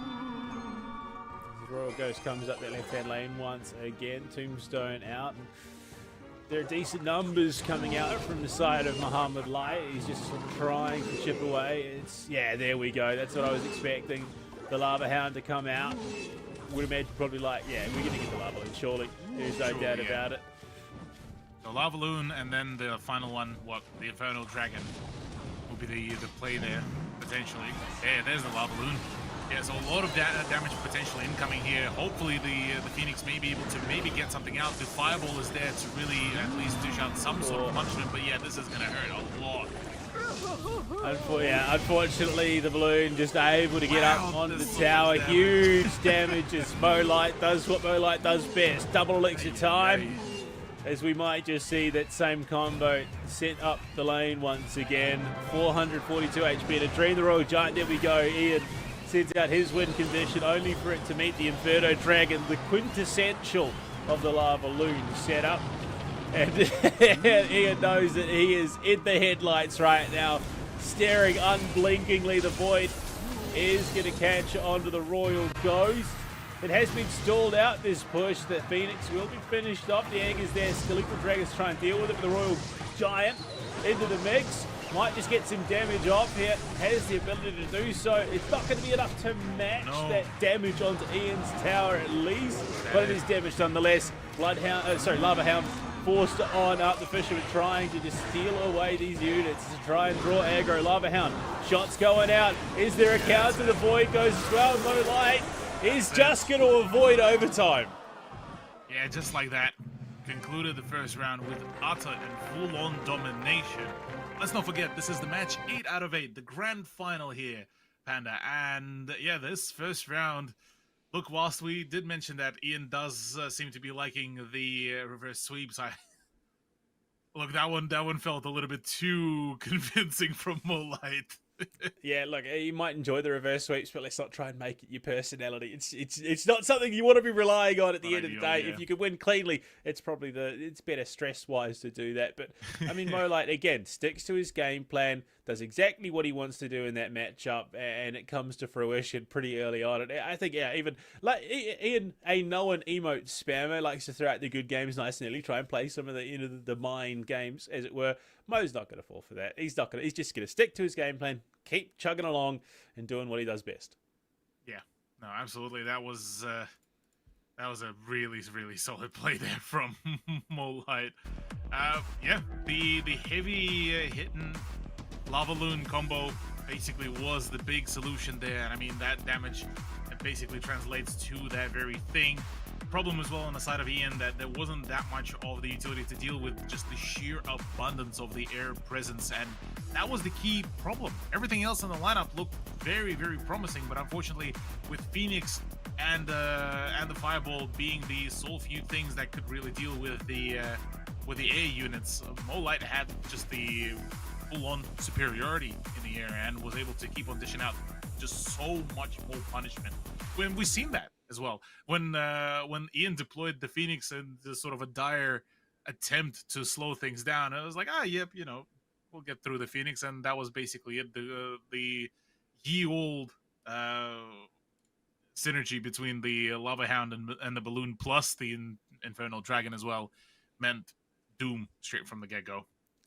Now, the one concern that I do have for Ian right now, he's proved that he's good at pivoting between decks and then transitioning into the reverse sweep. That has been his modus operandi in the lower brackets so far.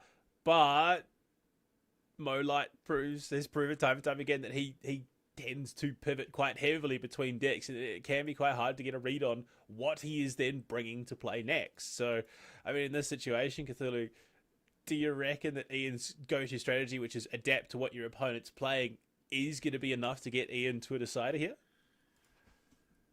It has very much of a, let's call it how it is. It is a 50-50 chance that Ian may have read into, oh, yep, you know, Mohamed might be able to play those heavy-hitting decks and not really reveal too much straight from the get-go. But the unfortunate reality is that no matter how you look at it, for Ian, this is the one and only chance. He gets one shot, one opportunity to try to make a return, a reverse sweep here, and that is it. For Mohamed Light, he's one win away from granting himself first place, the $5.5K US dollars, and the community leaderboard points as well to boot, to grant himself potentially the spot at the World Finals as well. And we're looking at the initial deployments. The Ice Spirit, the Log, the Demolisher there as well. The Skeletons coming out. On the side of Moonlight, we only got to see, what, a Tesla Tower to Kite, the Knight there for the initial damage, and the Log. And only now the guards do come out. I mean, at the moment, yeah, the Goblin Drill strategy from Ian playing into the chip, which is very much in the meta, but unfortunately, so is the Miner setup. So both players are going to be opting into the chip, and that Miner, historically today, has been the superior of the two chip setups. That is true. That is true, yeah. The Miner has been able to keep up the consistency in terms of the damage output. In comes another dig in the Drill. Is that going to be enough, though? Keep on applying the pressure onto Moonlight. The poison does come on through as well to just hurt the push even further in tandem with the Log. Perfect opportunity to just get rid of the play. Unfortunately, the Knight doesn't fully full, but slightly sweating from Ian. But Moonlight doesn't seem to be two-faced just yet. Now, I mean, with Goblin Drill Poison combo, Miner goes out once again. And it will be units dropped by Ian to try and retaliate. And the damage advantage is there for Ian, even if it is pretty tenuous. Yeah, it's just emote spam. It's all psychological at the end of the day. Knight goes out, Tesla Tower is going to be there, plus the Electro Spirit, the Goblin Demolisher. An attempt to clear things out. The log trying to punish this Goblin, Evo Goblin Drill. Poison there to cover as well. It's going to be finished off, and Ian, again, extends that lead just a little bit, but it's tenuous, I think, going into double elixir. Yeah, albeit, I mean, 2,209 HP for the right tower definitely is something that Moonlight might be getting a little bit sweaty all about. The absolute welcome party coming on through, but it's the Tesla Tower to soak up majority of the damage. Will be a good choice on all things considered. Drill is there to play in tandem with the poison. That is the combination that has worked perfectly ever since. Going into the overtime, things might be looking a little bit dicey. He's straight on 200 points. Miner goes out to try to hurt the tower even more. And at the end of the trade, this is actually very favorable for Moonlight, but I say this straight off the bat, back to the health deficit. Yeah, look, he's getting it in. We go to overtime, guaranteed log out to crack the shields. The guards, the Demolisher is about to proc as well. So they trade out on the bridge in the end. Knight dropped. They will start pushing on through. There's the tower there as well. Goblin Drill out. And it is going to be an Evo Goblin Drill to boot. Log connects, but the poison there to stack it on. And Ian, he's playing this win condition pretty well. Ian's actually doing really good. Yeah, the poison as well is doing absolute just spades there, really. The fireball to come in, all the damage is actually going to be quite huge, though. On applying the pressure even further. This is a punch for punch battle here. So far, though, Mohamed Light is very much struggling on the HP section. 1,100 HP versus 1,400. Certainly not looking particularly too pretty. The Goblin Demolisher as well could be a bit of a problem to deal with if they don't have them too straightforward there. Either the Archer is there, the Archer Queen doing some damage, some work. 900 HP for Moonlight. This is a scary prospect. Wanted it to sit there from Ian. Miner comes out, triple elixir time. We're going to start to see these miners just carrying on, pummeling away at Ian's towers. This is where things get scary. Yeah. Fireball needs to be cycled away because that has been the primary chip function as well. 600, 400. Yeah, Moonlight is not looking particularly too happy about this. This is looking to be like it's about to be all over Red Rover for this round as well. First time in a while. Well, Moonlight is looking a little bit more nervous about his position than ever. A little bit frustrated, and we go 1 for 1 here in the grand finals. Cthulhu, we've gone the whole distance from 16 players down to 2, and we go to a decider round. It all comes down to this. There are no do-overs, there are no resets. If you win this round, you are the 2024 Clash Royale World Tour Season 1 champion, and you'll walk away with $5,500 US. If you lose this round, second place, consolations. But I wonder, I mean, in terms of what could happen, I mean, that was a very, very nice adaptation coming out of Ed. He makes the pivot into the chip. I think he probably identified that that is likely the way that Mo was headed as well. So does he pivot in and make those changes again going into game 3, or does he go back to basics? Oh, I'd say probably stick to what already just was able to get you the win, because honestly, the way how it seemed to have touched Mo Light certainly didn't really do wonders for the mental there either. So things are certainly looking a little bit more difficult for him.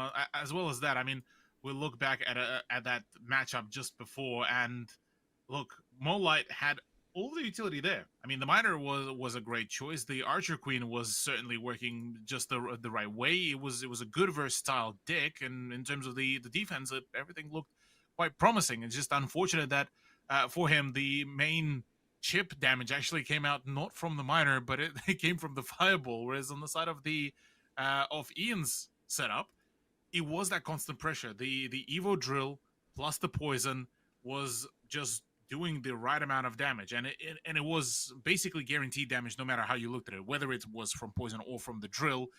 Whereas for Mohamed, this was, well, the fireball was the only way to really do it. Miner did do some damage, but it wasn't anything really tangible. And from there on out, yeah, things just kept on compounding more and more. And I'm not too sure how else he could have really deal with this sort of problem unless he would have, well, counterpicked into that. But that's all the what ifs. Look, you get to a point where if you counter too much, you end up countering yourself. So you've got to be careful going into the situation. But, I mean, Ian is on the cusp of doing it, potentially pulling out that reverse sweep once again. But Mo Light, I mean, look, it's something that you and I have talked about across a number of titles. It's one thing to see how good a player is when they're playing from ahead. It's a completely different thing to see how good a player plays from when they're, you know, under the pump. Not necessarily behind in Mohamed's situation, but in a situation where there is a little bit of extra stress, a little bit of extra tension. You've just dropped the game and you potentially could get reverse swept out. This is where the great players step up, not just the good ones. Oh, yeah. This is where we get to see the diamonds to be formed under the pressure as well. And look, I mean, Ian, so far, I'll have to say this, definitely the unexpected contender here coming out. And his performances have been absolutely great. I mean, you look at his performances back in the upper bracket as well, no matter, well, apart from his matchup against Mata or Ta, those were the only 2-0s. Ones. Now the final game is upon us, though. The decider for the $5,500. The grand final of the grand final, as it were. Healing Spirit out, as well as the Skeletons. The Bomber follows it soon after from Mohamed Light's side of the field. The Void to intercept the Bomber. He's going to clean things up and dish a bit of extra damage to the tower as well. Arrows the response from Mohamed. Bar Barrel looking to get into Mo's side of the field early. Phoenix to follow it up. Wizard there as well. And we are seeing a rapid approach to this decider matchup. Indeed we are. The Monk being deployed in tandem with the Phoenix should provide enough of the ground and air support as well. So this should be good. Good kite to come on out from Ian, but unfortunately the Healing Spirit doesn't really do much. The win condition does get shown, though. The Ram Raider is now in full effect. Yeah, it's an interesting call. Going for it, and the Ram Raider's not even going to get close to touching that tower. And this is brilliant read from Mohamed Light. Bar Barrel in to try and clear things out across that left-hand bridge. Bomber drop behind the King's Tower. Slow push brewing here for Mohamed Light as he wants to work this way, and he wants to seal the deal here. Zappies as well was an excellent choice. Pekka does get brought out as the final pick from Ian. Still yet to see the final choice from Mohamed Light, but now we are both knowledgeable on what are the win conditions for both sides. It is the Ram Raider, but for Mohamed Light at the end, it is the cannon car, the big kite experience here. For Ian as well, he will need to make sure that he knows the right timing to deploy the big guns, otherwise will get caught under that cut and it will be a problem and a half. 10 seconds off double elixir. Healing Spirit clearing the way so the Bar Barrel can get in. Dealt with by the arrows and that left right hand tower. Double elixir time. Monk deep behind the King's Tower, looking for a slow push. The response, of course, out of Ian is a Pekka, so both players slowly building up an army to meet on that left-hand bridge. Bit of an untimely death though for the Bandit, I have to say, as right now Pekka will be sent with a Healing Spirit to try to back the left lane up, but already a lot of damage being dealt, not a lot of the anti-air play either here until the Wizard does come out. So finally that unit does come through, but problems galore though still coming on through. Pekka gets to march on over though, but still stopped by the Bombers. Ram Raider is going to connect with that tower and Mo Lights. He will be finished off, but it does put him in a favourable position. Coming into overtime, once we hit that triple elixir stage, he might just be able to keep things on for him. The army builds up. Ram Raider of Mo's own. Going to be sent on in. Pekka trying to intercept, but it's big damage. Healing Spirit out to keep Pekka alive. The Phoenix is just going to keep chipping away, though. That lead still in the hands of Mohamed Light for the moment. But as we get closer and closer to triple elixir, that's where things can get a bit dangerous. It certainly get dangerous between the Pekka of Ian And Mohamed Light bringing out the big kiting utility like the cannon cart, like some of the smaller units as well, just to grab the attention of the big tank. Things may be looking a little bit more problematic. Oh, the Ram Raider. The Ram Raider. He's in. He's looking for it. Mohamed Light seals the deal. He is the 2024 Season 1 World Tour Champion. He puts himself within striking distance of victory and then brings down the hammer. Oh, man. Oh, man. Oh, man. What a turnaround there from Mohamed Light to conclude it all out. And, well, yeah, he is the ultimate champion of the LPL World Tour Season 1 as well. So, big congratulations to him. And what a damage differential here as well, given that the man himself went for the much slower deck as well there with a 10 card cycle, showing that it did require a few more steps to really make the deployment of the same cards much more frequent. But thankfully though, the utility was there, the cards were there, the kite was there as well to be able to keep on distracting. Whilst the P.E.K.K.A is a formidable card to be used for the lineup that Ian brought in, unfortunately it was not enough. There was not enough of the support for the tank unit, and the whole idea of escorting that big chunky play unfortunately did not come to fruition. Yeah, I mean, both players opting in for that Ram Raider win condition, and Mohamed cracking a smile behind the scenes from what we understand. Understandably so. He's just taken out the World Tour. And yeah, look, Mohamed Light taking some big opportunities here, making the absolute most of them. Ian gets a great deck 2 out, finds a victory there off the back of the Evo Driller and Poison combo. But I mean, either way, you can't count Mohamed Light out. No matter what the situation, no matter what's going on around him, he has just got whatever it is. It's that buff. He just has that in the back pocket. It's the Mohamed Light buff. I think I know exactly what that buff was. It's that throne of a seat that Mohamed Light has. The man is just already crowned himself basically the king, even before the whole tournament concluded. Well, we started with 16 yesterday, and we finally crowned our champion. Looking back at the run that Mo Light had, he dropped 2 games on the way to victory here. A brilliant run through the upper bracket to get it all done and dusted, and he does a phenomenal job despite Ian being knocked into the lower bracket. He himself had a pretty impressive lower bracket run. And I just seeing some of the names that made the lower bracket run and how far they got. Unfortunately, we didn't get to see the Cinderella full lower bracket run, but we saw some impressive streaks nonetheless. Samuel, we thought maybe he was going to pull it off, but Ian comes, stops him in his tracks, and then carries it on for him, picks up the torch, so to speak. But, I mean, some phenomenal Clash Royale played over this last 48 hours.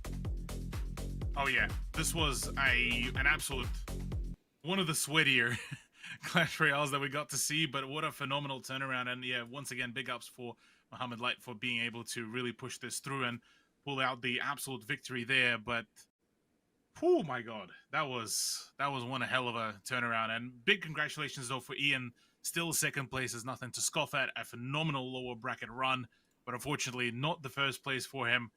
He still gets to compete though.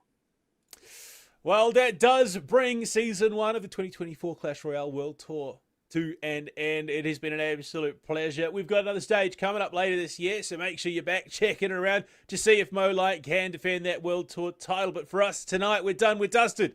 We'll see you guys for Stage 2.